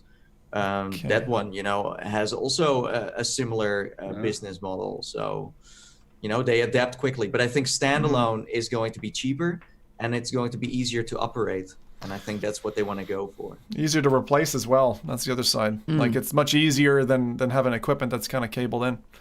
Yeah. Yeah. But with this, you know, eye tracking technology and everything crammed into this headset in a standalone, I think it's a great step, you know, and a sign of, you know, what we may expect over the next sort of 6 months to a year from other manufacturers as well. So, what do you think of Pico though? Like, sorry, Nathan, you first. So you said that you could stream Steam VR basically and play Steam VR games. So that's like built into the platform. Built in. Yep. But again, since this is like coming from Asia, they are very like you can see that they are very confident about the streaming part and going over the internet. As we said, we're still not completely there. You know, as long as you've got a 5, still kind of the best way for most people to play games. I think, you know, they're saying as long as you've got a 5 gigahertz Wi-Fi connection, you should be fine. True, but that makes it a very interesting headset. You know, Steam VR is a big chunk of the content. Yeah. But again, you know, it's business orientated, and you need to sign up and register that you've got a business to buy this headset. Even so, you know, got a business. That's one of those things. It's not like, oh yeah, we've aimed it at businesses, but you can still buy it. You still need. But the company in general has never really representing themselves as consumer. Well, compared to this trailer, that's a different story. But overall, there's the brand name is not known among gamers. No. But, you know, and the reason why I wanted to talk about it was because of the tech involved in it. I think it's interesting. It is. You know, especially with things warming up with the next Quest. You know, we don't know necessarily much about what that is going to have in it yet. So, you know, if it But imagine someone deciding to, like, as you said, you know, Oculus is very much about the wallet guard where everything is, you know, a closed ecosystem. But if the competitor decides to go the other way around, then we got a very interesting thing going on. because I would love to put like an SD card in there, because it's great to kind of load things in. You know, if someone opens up more, like a little bit like Android does, then. But I think the problem with opening things up with any system is piracy, and I think that is where you won't get the support from developers, because they want to protect their intellectual property as well. Wait, so I think how does adding an SD card cause a piracy issue? I'm confused. Personally, that's my opinion on it. Because you could on the SD card slot, you mean? You could load up the SD card with pirated games. But I mean, that's what you do with side loading too, right? But that is a problem with side loading too. So. It is. So that's just my gut opinion on it, but I don't know. Because like having the SD card in the Switch, for instance, has been a lifesaver, because when you hit the limit on that, being able to expand the storage, I suppose, because of the fact that it's an Android interface, the Quest is already pretty open that way, and that's why I'm wondering why, because I think that's a great feature. I'd love to see that in the next headset. But I think, when it comes to side loading, the the percentage of actual Quest users that use that, I don't know, is relatively small, I would still say. I actually think it's something. Oh, you're breaking up there, Rowdy. We can't even hear you. I think if you have more storage. What? It's okay. You're breaking up there. Yeah, we were losing your signal for a little while from our correspondent in Canada. Back to you, live in Canada, Rowdy. Am I back now? Yeah. I think if you have more storage available, then I think the problem would also be like, what if someone else designs a different kind of operating system that you could run the Oculus Quest on? And I think that is something that is maybe a little bit more that people are scared of that they would start loading up a different operating system to operate the Oculus Quest. And I think that would be possible when you have like a reserved kind of memory for and you could end up having, I mean, I take your point, Mike, that especially like with any system that's allowed those kind of expansion cards, you've always had chipped systems which allowed and it does become easier. It's a step easier. You don't need all that equipment to kind of, when it's a digital interface, I mean, to be fair, SideQuest, as easy as it is involved. And I think you're right in terms of the low percentage numbers. My only concern with these headsets, stats-wise, they look good. The Pico headsets that I've tried, they're 6.1, they're 3.1s. I've never, they've always been light, comfortable to wear, I'd say for short periods or whatever. Content, rubbish. So this concept that you could stream to the headset and kind of open that back door, that's probably the most prominent, interesting feature. The resolution isn't a unidirectional benefit, though. I think people forget you're operating on a mobile processor. Higher resolution has more draw, which means you can push less frame rate, less, etc. So the graphical fidelity or the experience as you as an end user might actually be impacted by the fact that it's such a high resolution, but natively. So I think that's where the I version comes in, and that was certainly the one that interested me the most. Yeah. With dynamic foveated rendering, where it renders the what you're exactly looking at, the section that your eyeballs are looking at on the display in the highest fidelity, with everything else being sort of a lower quality on the peripheral that you don't actually see, but you get the performance boost because of that. Yeah. I think it's very interesting to once again, just like last week, see something out there that now has a shape and form, has a story behind it, has specs, stuff like that, can be tried, can be used, can be experienced. And is doing something different. Yeah, exactly. And it's just waiting for that moment where all these small businesses are, creating these, are trying it, and then suddenly a tech giant grabbing the blueprints from everyone to create that headset we want, and then also have the support we want, have the content we want. Because again, Pico doesn't have, I think, the money to also create content next to that. Of course, it's business related, but if they weren't, then I don't think they can pull off a Medal of Honor or something like that. No. And I don't think anyone will be playing that on that headset. But, you can imagine like a big company buying, like 100 of them, for example, sending them out to remote employees. And then if like an app like Spatial supports it, for example, then they could all use that to remote work and collaborate. So that's the kind of use I think case that's I see also in the my reason mind why anyway. they have that SD card slot again, because that will give a little bit more of that freedom to whatever companies kind of want to do with it. Load up their own OS potentially or own platforms. Maybe. Yeah. Exactly. So that is the Pico Neo 2 and Pico Neo 2i. Two interesting standalone headsets from Pico, available now for $699 for the Neo 2, $899 for the Neo 2i. Maybe gives us a little bit of a glimpse of what to expect from the next generation of standalone headsets. Can we expect another 2 headsets next week, Mike? Possibly. It's been a couple of weeks for hardware. Nice. Yeah, absolutely. There is another one actually, the Lenovo, but it's more of an Oculus Go competitor, so that's why I didn't. I think this is I skipped over that one. I think this is like a shared collective. Like we kind of see people succeed, people fail, but I feel like, the more of this stuff really comes out in its actual form, the closer we get to some competition for Oculus and also maybe others. Well, it's one more bullet point on the chart that says Oculus is under pressure to revise the current masterpiece that's the Quest, right? And so I think it's just another piece of pressure. I really don't think they're under pressure. Well, that's where the competition starts, right? Where they just roll with what they made before because they never had competition before, but then someone else doing it the other way around, and then you see what the consumer goes for and how marketing campaigns run against each other. Like I can't wait for that to happen, where we finally see, this bidding war going on. Like this is why you should jump into our VR world. Yeah, me too. Because it's not there 100%. Right now. It's not there right now. No, definitely not.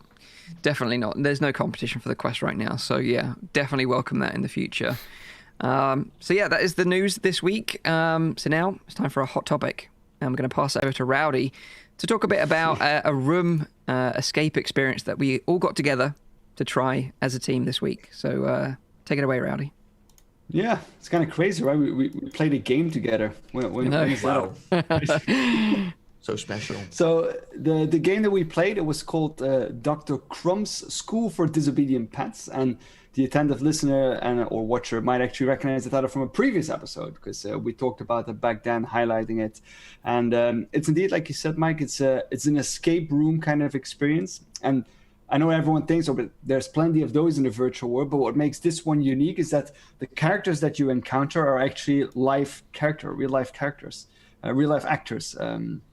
You therefore also need to book a slot on the website, adventurelab.fun, and the slots go for $100. Now the creators were so kind to invite us for a slot, and they agreed for an interview as well, which we'll show in a minute. But first, I'll briefly explain what it's all about. So this comes from their own very website. So it says, you and your party have been invited to join the virtual investigations agency, VIA. An underground group using the latest VR technology to solve the kind of mysteries the big guys can't. As new recruits, you will take on the mystery of Dr. Crumb and his school for disobedient pets. Find a way to take down the mad scientist before time runs out. An Adventure Lab host is waiting to guide you and up to 3 of your VR-equipped friends who can be anywhere in the world. You'll enjoy a unique social adventure that you remember as if you were all together. Be clever, be quick, and be disobedient. And I think that's a perfect summary for it, right? Each of us was kind of turned into a particular pet. Zim was a dog, Nate was a cat, Mike was an teeny tiny little hamster, and I was a bloody rabbit because I was probably the last one to join. You then receive a short introduction, you get a short training session, and then the actual game starts where you are tasked with solving different kind of puzzles, and you need to take down Crumb's lab. And after that, we had an interview, which I think we're gonna roll now. I had a great time with that. I think it was just a fun one to play around with, also to play all together. I don't know if anyone else has something to say, or maybe we'll talk about it after the interview. Yeah, let's do it after. Yeah, so enjoy the interview. Yeah. All right. So here we go. We've got another interesting and exciting interview here lined up today on the FReality podcast, because with us we've got Maxwell, Kim, and Jasper, who we've just joined them after experiencing Dr. Crumb's Disobedient Pets experience on Oculus Quest together as a team. The four of us, we managed to make it out alive. #spoiler. But I thought we'd all get together and talk about this unique experience, because I think for all of us, this has probably been the first time we've experienced something like this before, right? Yes. Yeah. You mean the Very four of us unique. playing together a game? Yeah, you're right. Well, You're that's right. a first. That's a first.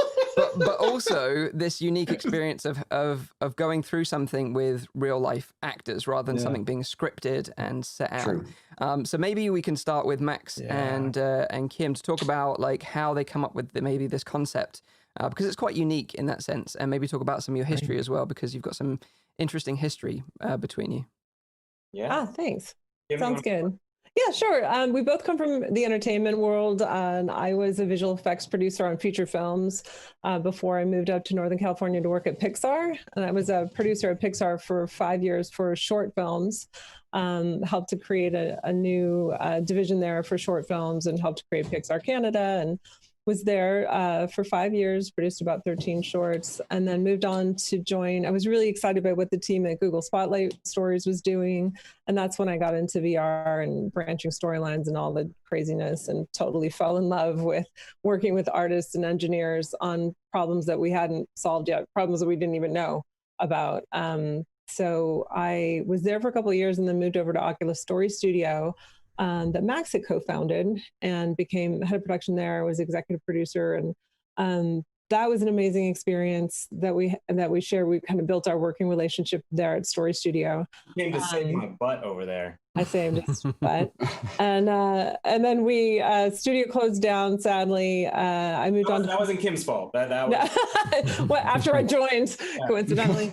No, and then I moved on to Facebook, and that's when we kind of, Max and I, started plotting like, okay, when's the right time? When's the right time to get back into VR? And really started watching the market, and took a look at the rise in immersive experiences, whether it was escape rooms or immersive theater, and looking at next gen and how everybody's the experience generation now, and really looking at the magic of multiplayer experiences and the lack of great content in that area.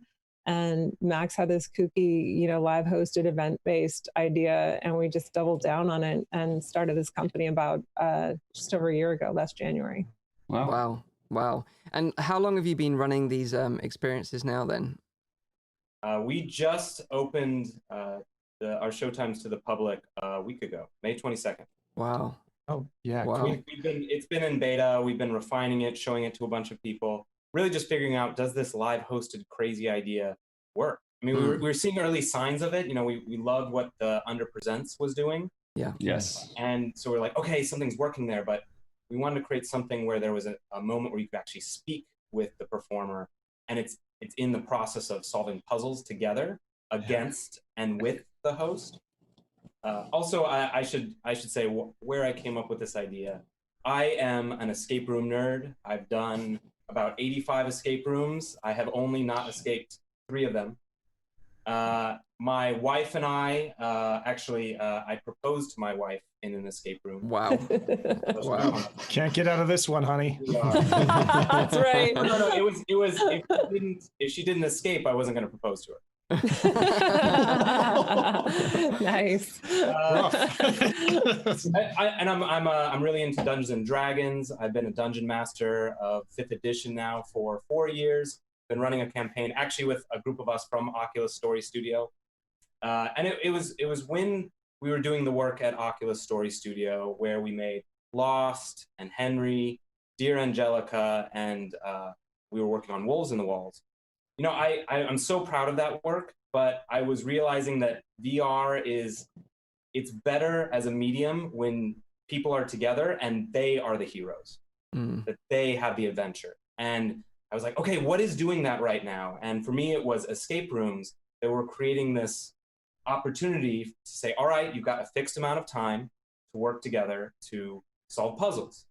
I was like, can I take that and mix in a little bit of Dungeons and Dragons, but not too much so it's intimidating, to make something new? And we were studying immersive theater at the time when we were working on Wolves in the Walls.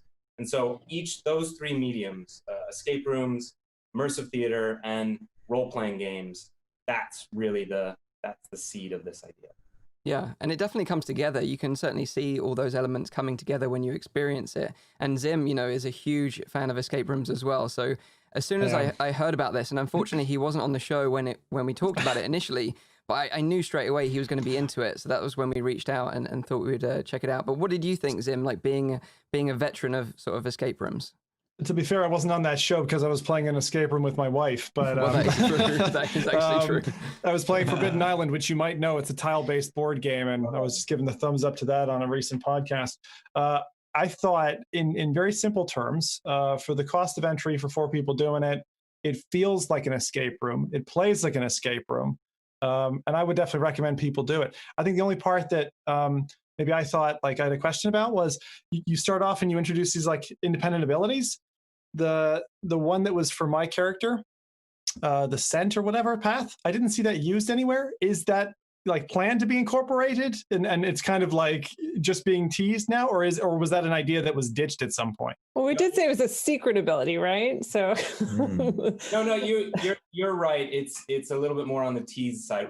There is a moment that where you can find some secret Easter eggs. We haven't incorporated the special abilities as something you have to use to solve the puzzle. And so that's a little bit of design work for us, because what if there are 2 players in there, one chooses a bunny and one chooses the dog? So we made it be more side quests. Right. Yeah, it makes sense. I can see why you do it with the design, but otherwise I was just going to say that the whole experience is actually very polished. And I think I went in with my expectation bar quite a bit lower. Because I've done a lot of co-op room escape stuff. You've probably played a lot of it that's there in the VR space at the moment. And a lot of it is quite clunky around the outsides. This is like probably the best all over room escape that I've played so far. And it was a really nice experience. But that touch of the live person, it totally makes it. Yeah. And I remember playing a VR poker game where they were toying with the same idea about 4 years ago. And I was just missing that. So as you say, Under Presents is the first one that I've seen recent times. This is the second one. It's like, it needs to be there. Absolutely. It's a great idea. Yeah. And I suppose that's where Jasper comes in, right? Because, he was the voice of Dr. Crumb. And, was it a coincidence that you look like Dr. Crumb as well, or is that... How dare you? No, and I do get hired to play an evil mad scientist, probably more than... But, I mean, I had a great time with you guys. You're really fun. You're really fun players. That's kind of the reason that I got into immersive theater in the first place, was that sometimes you get people who want to go somewhere totally wild, and you can actually help them and assist them into finding brand new stuff every time. And you guys were really fun. Nice. And how do you use the Quest to communicate with us, or do you use other microphones, or like how does that set up look for you, your end? Well, this one, for Adventure Lab, we're only using the Quest, just like the Under is just a straight Quest experience. On other things, I love using like the Vive setup with the full motion trackers, and I'm looking forward to the Lip module coming out. But I'm so glad that there's like an accessible product like this that people can actually experience on like there's an audience using the Quest. There's so few people with tethered headsets. Yeah. Have you had any sort of unique or interesting like situations happen so far, or people react in a funny way, or do something crazy, or cry? I don't know, like when you get up in their face. We haven't had anyone crying. I did get requests to less hugging. Sure, it's probably a thing that you can only do in VR now. That is a little off-putting. I mean, just people finding bizarre solutions, or sometimes people feeling so bad for the bad guy that they want to stay and be a minion. And we, sure, I guess. That was probably me. That was probably me throughout the experience. It feels like kids or younger people too, they challenge you in different ways, Jasper. Oh, that is absolutely true. The younger players, for sure, they started using the chief as a resource, so he became sort of their man on the inside. Definitely throwing curveballs has been the most fun with younger players who aren't as necessarily adapted to standard video games or VR. Right. Is that because you play both characters? You play both characters, right? Yes. Yeah. So that must be interesting when they're asking for the chief and you're there in front of them.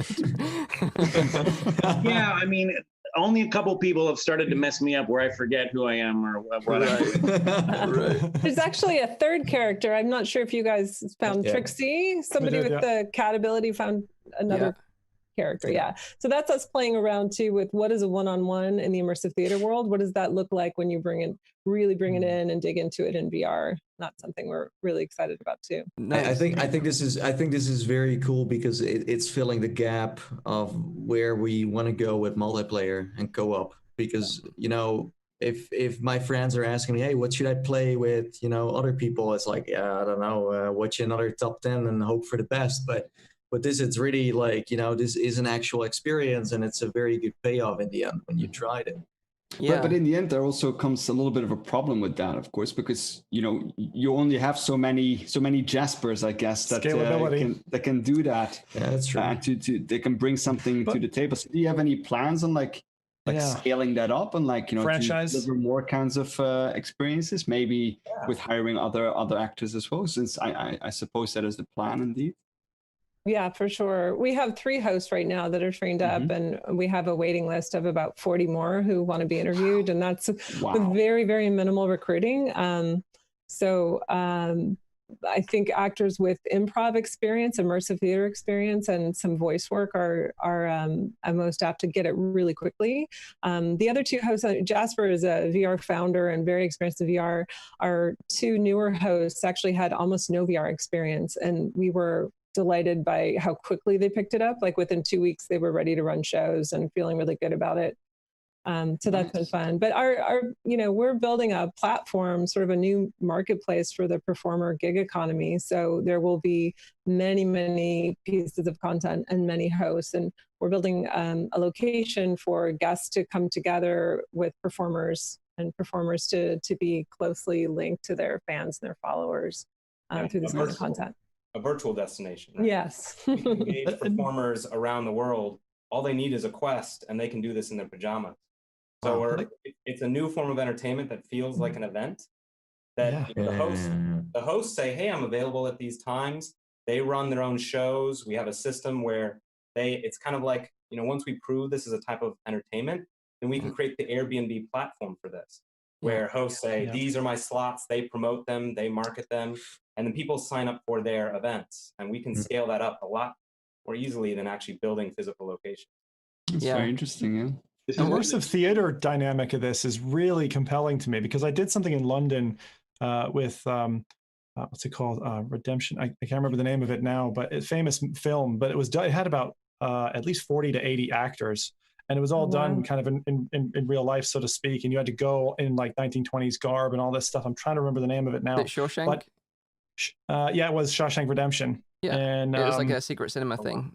Secret cinema. Yeah, so you might know Secret Cinema. But that I can see immediately through this. Until now, that door in my mind didn't open. But now it's like, that's an obvious next step here to that scalability side, where you can bring in loads of actors into that, as you say, that kind of Airbnb equivalent platform, and just, go global with it. And the best part is you just got dealt the best hand you could possibly have been given with the current situation. Because now you have improv people who normally would go down to their improv club to scratch that itch. Now they're going to want to Quest and jump on board with you guys. So, and we have 2020 is good for you.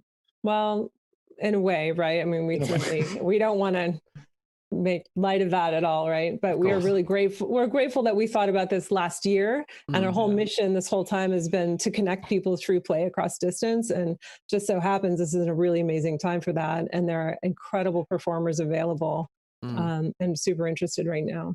I will say that one of the reasons why that special ability is a bit of a tease is we did accelerate. We were hoping to launch this more late summer on our roadmap, but we just realized that the timing is now. People need this form of entertainment. And there's a lot of actors who are out of work, and that's part of our mission, is to create a new industry that gives actors a livelihood.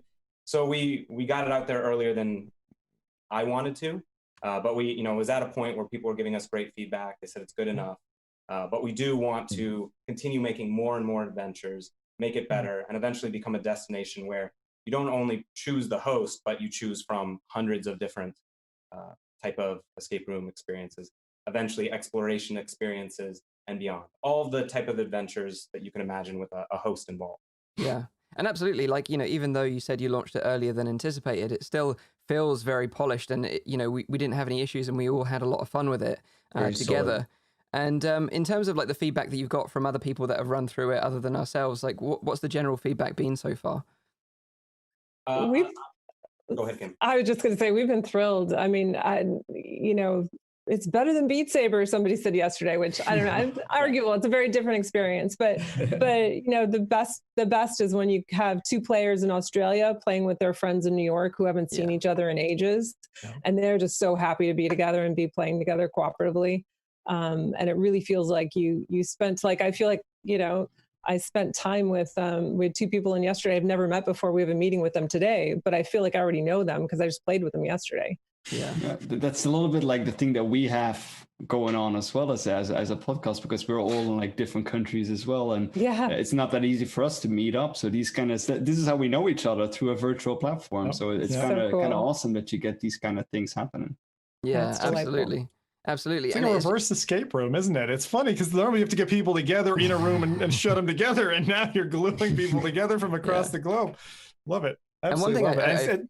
This could be a good team bonding exercise as well. I was just thinking, like, this is the kind of thing that you can easily sell to a corporation and say, they go do a casino night, do a VR night, roll out the equipment, and this could really work there as well. We've had a lot of folks reach out to us who are event-based and have team building businesses for sure. So that'll be interesting. Also, in a post-pandemic world, a lot of people have gotten used to working from home. So how do you build culture? How do you build teams? So we're excited by the opportunity space there as well. Yeah, and it's one of those things that, like, it went through so quickly, although it was probably half an hour, 40 minutes to an hour long, it felt so fast that we were in and out of that experience. And I think we were just having so much fun with it. And it was just so frantic when we was actually into the puzzles, trying, because that's when your competitive nature comes out, right? You want to succeed, you want to help each other, but you also want to win. Yeah. Basically what happened is that Mike started shouting at everyone that they weren't doing a good job, and then the littlest creature was shouting the most. Yeah. I like when you guys all tried to team up on Dr. Crumb, and you were plotting to put him in a block jail, and that's a cool puzzle idea. Yeah, it's really fantastic. Yeah, but it's great. No, it was. Go on. Sorry.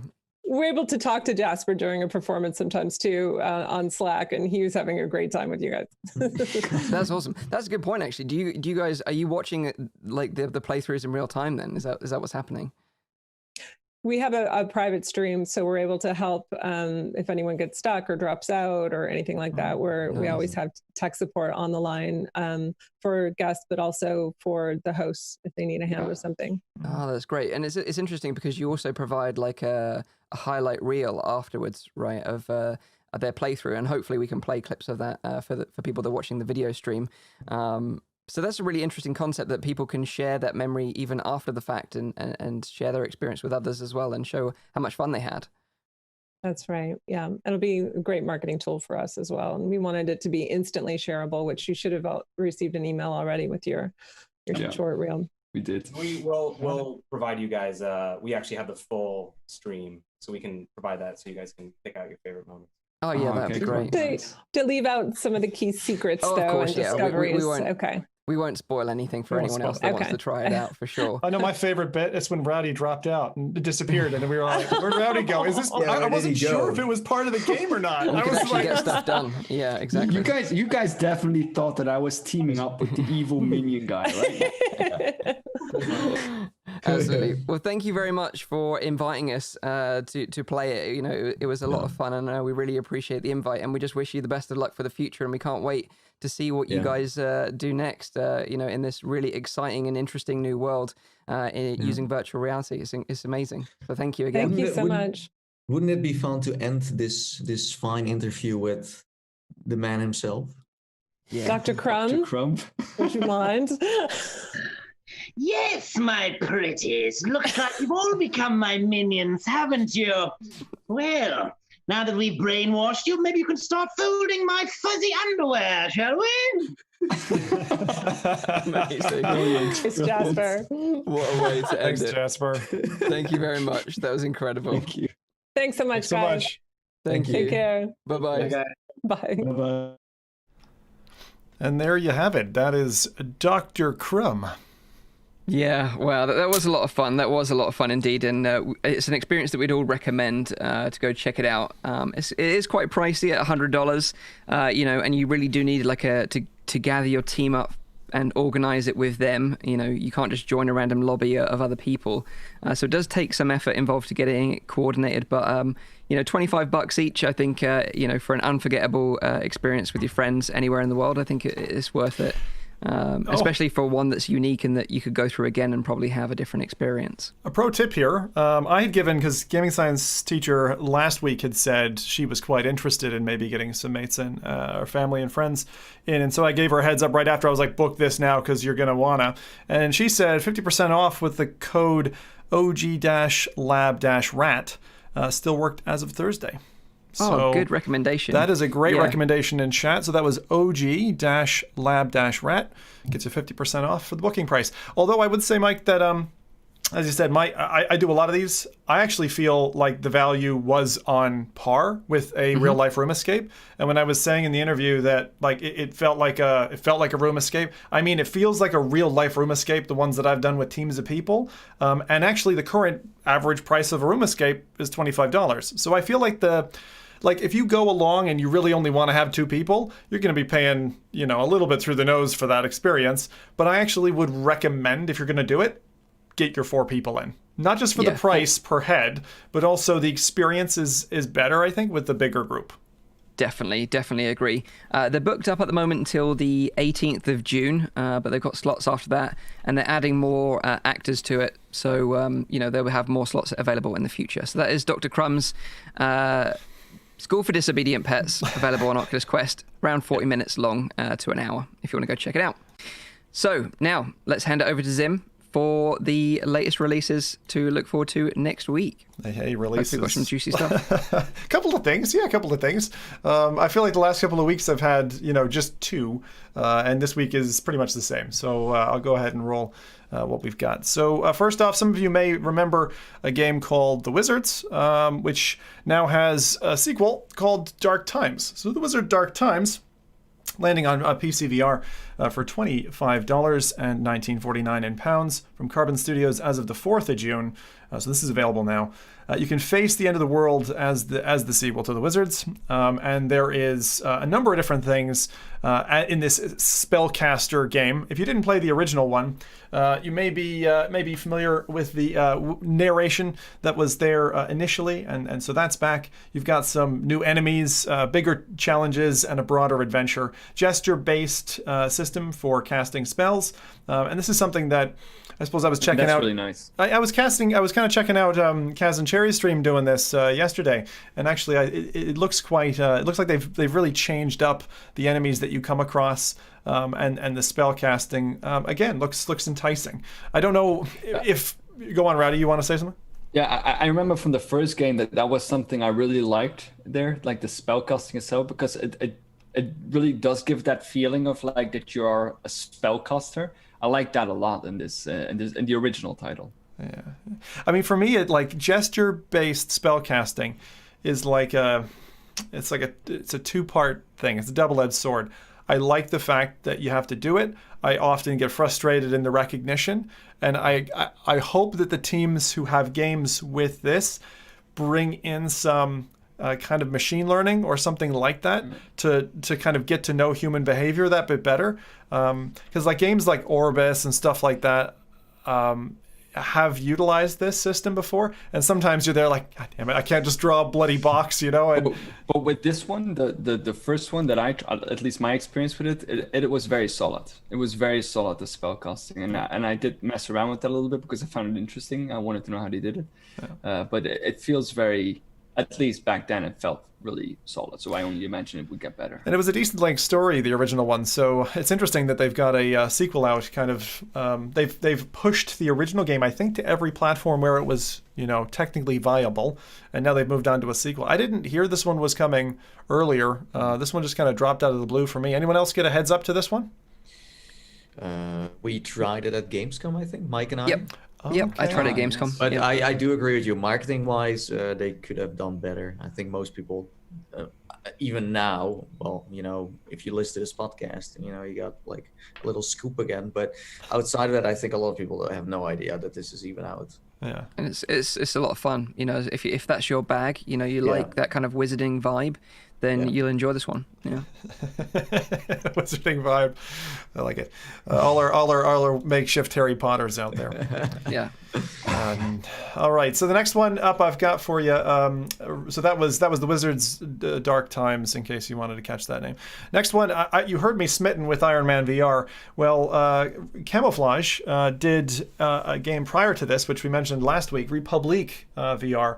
And little did I know, this wasn't previously available natively on Index or Vive, and is coming to us on the 12th of June. So I'm really looking forward to this, as the visuals look like they've had a bit of a, what's the word I'm looking for here? A buff up? A revamp? Yeah. Buff up.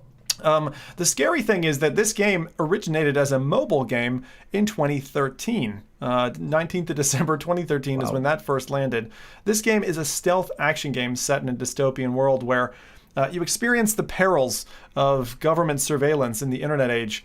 This game, like Black Mirror, just seems to be coming closer and closer and closer to our lives. And it was a really kind of rich title. I found it a lot like Metal Gear Solid. And if you're looking to scratch that itch, you're basically viewing through various security cameras, helping out this girl named Hope, who's stuck in various predicaments, and you're helping guide her through these levels. As I said, it's very Metal Gear Solid-esque to me. And I was like at the end of the first of 5 chapters and going, oh no, is that it?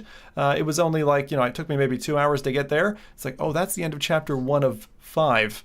I haven't even managed to complete chapter 2. I need to go back, and it's like Augmented Empire, one of those games that I really like, but I just haven't carved out the time for yet. The style of the game reminds me, that like point and click kind of thing reminds me a little bit of like The Longest Journey. Don't know if any of you like Longest Journey. Oh, we're losing you, Rowdy. But talking about like Metal Gear Solid vibes, our friend of the show, David Hayter, is actually a voice actor in this game as well. Oh, he is. I didn't know he did artist in this as well. Cool. He was a voice actor in Firelands. And yeah, that's also true. That's Nick, he loves that game. That's why he remembers. Yeah, what was the name of the doctor or whatever in that? Do you remember? Dr. Spoogel or something like that. Spoogel? Yeah. Dr. Spoogel. I like that name. Something like that. We're so making this up. But yeah, if for those who don't know what Farlands is, because it's a bit weird, it was a freebie when the Rift, the CV1, originally launched that Oculus brought out, and you could play it, and you had to kind of collect pets and jump around these islands. It was a bit bizarre. I don't know, a bit of a strange one. So that was Republique, Index and Vive launching on the 12th of June. I don't have a price for that one, but just to compare, on mobile, the game is still $14.99 all in. It's kind of like free download, and then if you buy all the chapters, it's $14.99 in dollars total. And it is $7.99 on the other platforms, such as where this previously landed on Go, 19th of April 2018, and on Rift and Quest, 25th of July last year. I'm interested to see how this is getting received on the PC platform.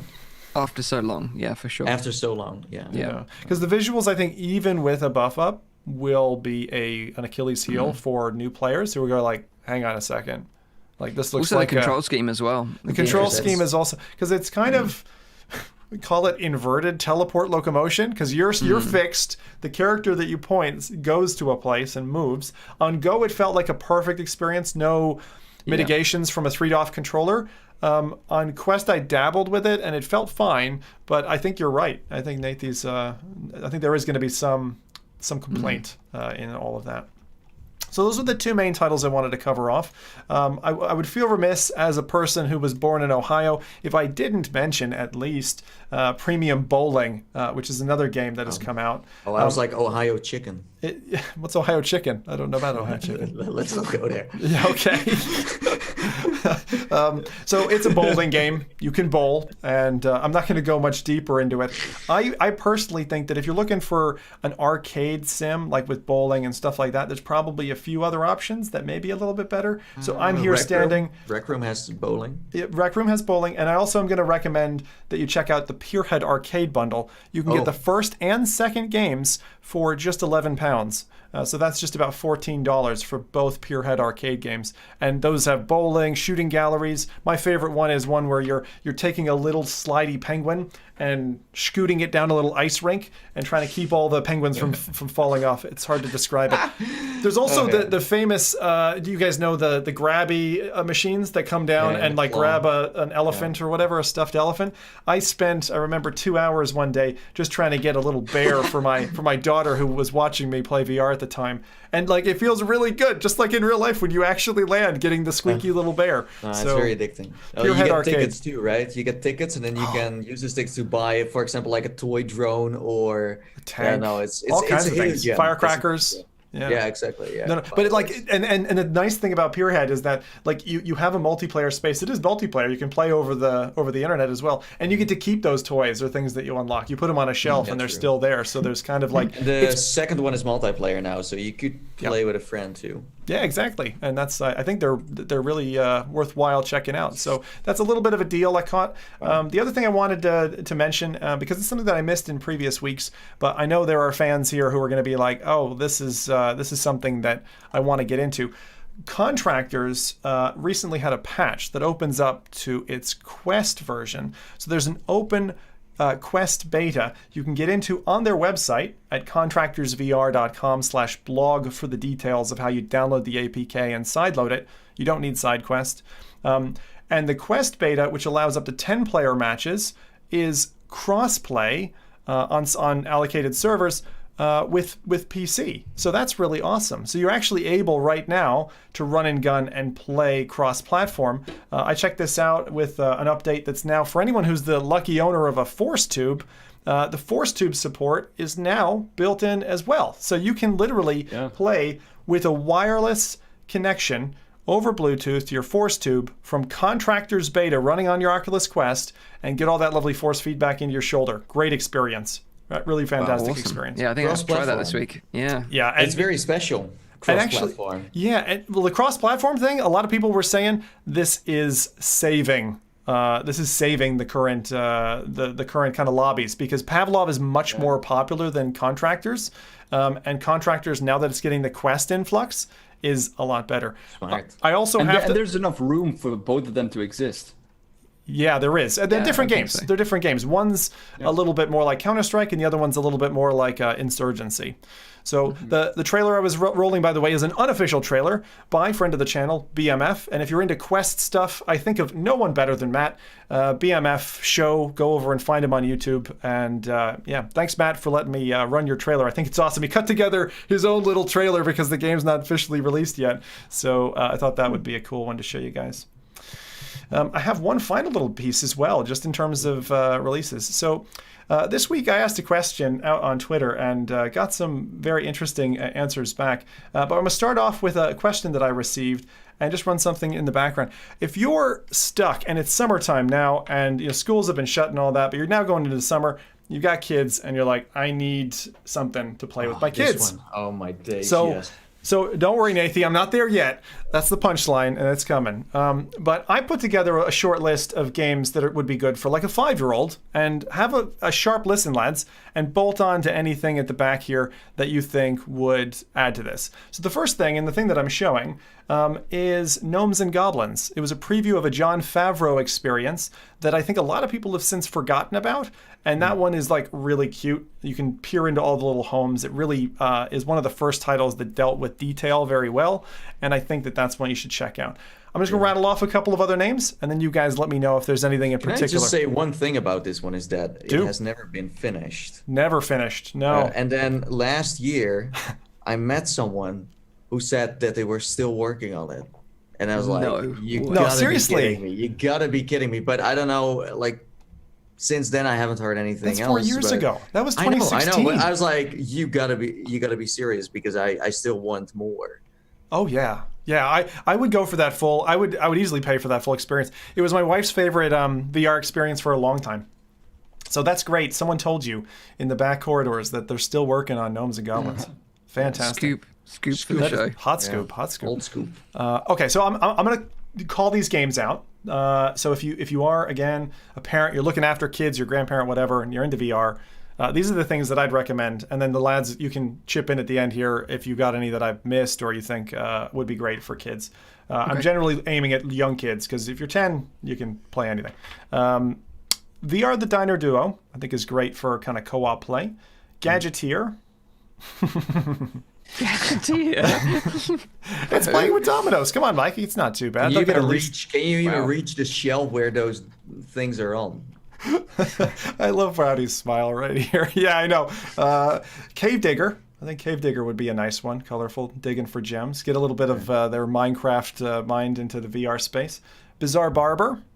Just mind those necks. Beat Saber, of course. I think Beat Saber's already a hit with kids. Spectro, which was a Halloween hit a while back. Pretty decent, simple controls. Half and Half, one that Nathan likes a lot. Half and Half is kind of like... Yeah, Half and Half is great. Yeah. For multiplayer, yeah. Ghost Giant, again. Some of the controls are a little bit funny, but like some of the blowing controls and picking stuff up, and again, that kind of scope and scale can be good for kids. Vacation Simulator is an obvious one, I know. VR Furballs, Tilt Brush, Fuel, or F-U-G-L, Fugal, which is a bird flight VR sim. And the final one, I think Nathan might remember this one. Mountain Goat Mountain. Yeah, but that one has always been free. Who made that again? Who it's a famous studio for sure. It is famous. Is it PopCap? Let me check. Yeah, you check. So one that I will throw in there while he checks is Akron from Resolution Games. Yeah, of course. Yeah. Why did because the best thing about that is you only need one headset, and the kids can play on mobile as the squirrels, and then the adult can be in VR, and then you can all swap places and rotate around. And as a family game, like, that's probably one of the best, I think. Yeah, good shout, Mike. Rowdy, any ones that you would like to chip in? It's like 5-year-old. I was thinking like Moss, but that's maybe a little bit later, right? Yeah, quite tricky. Yeah, I was thinking, because I was thinking the age 8 to 12 bracket for Moss, but very good. Nathan, anything I missed there? So the developer is called Zynga. Zynga. Zynga. They're Zynga. huge. So I would say Baby Shark is a pretty solid one. Baby Shark VR. It's a VR experience. I actually tried it. It's let's say for kids, it must be like pretty next level. I look forward to the video. Chat is saying Pavlov. Also, I think what is it like? I think it's called Alone Together by the guys who also made Adventure Time. VR. Okay. Yeah. I'm glad you're not recommending Adventure Time. I found that quite frustrating. But I think what's important if you have kids and want to play VR stuff is that almost everything is interactable. And that's why, for example, Vacation Simulator and also Job Simulator works so well. Because most of the games we mention are to a certain degree not... You can't like touch everything and everything makes sounds. And so it needs to be as much interactable as possible. Like BOGO is a good example of that. BOGO, although it's an Oculus Home exclusive, BOGO is a really good example for kids as well. Yeah, and it needs to be a standing experience too, because the moment you have to teleport or stuff like that's super complicated. Yeah. Good. Thank you guys for chipping in on that. And this wouldn't be the FReality podcast if I didn't swing that wrecking ball the other way. So games that are not for kids. So I'm just going to mention a couple of those as well. And chat, please play along here. So these are the ones that were chipped in, and I'll call out who chipped them in.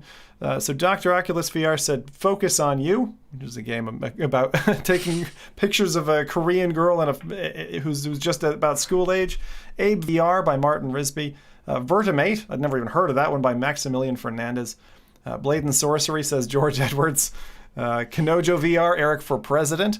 That's a good one. PT, Bogart game, we were just talking about that. Definitely don't want to send your kids into PT. What are you doing? VR Paradise, SLR. Ape VR. Rec Room. I love that Rec Room made the list for games not for kids, but I have to agree with Bull. If you've got a 5-year-old, putting him into Rec Room, they're probably going to come across some parental stuff that you probably don't want them listening to. Until Dawn, Rush of Blood. Oh my, that one by Lucian is, that's a toughie. VR Chat, Nathan's favorite. That is probably not best suited for the younger ones. And finally, Dating Lessons from Stuart Carter. My days. Gotta start young. You guys have anything you would say not for kids? Accounting and Trover Saves the Universe, because they both look like kids' games, but they're definitely not. Definitely not. Walking Dead, Saints and Sinners. Yeah. Gorn. Ape VR.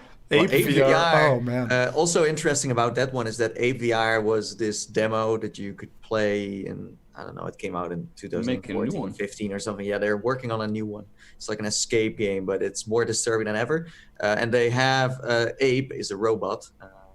Like a psychological weird ass. I don't know what it is. No, he's actually a robot who has been programmed to make humans better. He just needs a lot of test subjects. But what I wanted to say about it is that Ape has a Twitter account, and if you follow him, he follows other robots too. He doesn't follow any humans and posts very disturbing stuff. And it's true. It's just a marketing thing they're running. Yeah. That's awesome. Yeah. That's cool. Oh my god. That's awesome. Well, that's the best bit that came out of this segment at all. So thank you very much, Nathan. That is not for kids. Yeah, I'm definitely following that. And Five Nights at Freddy's is what chat's saying. Reiko's Fragments. My days. Oh my god. GTA, of course. A few other things. Thank you, chat. And that's it for the releases and some recommendations about what to and not to put your kids in VR. Good recommendations. So we're running a little bit late, so I'm just going to wrap up the show. So just a quick reminder that this is a weekly VR, AR, and MR talk show, live streamed every Saturday on YouTube and on Twitch. Don't forget, you can also catch the show live in VR, in big screen TV, watch it with other people, which is really cool.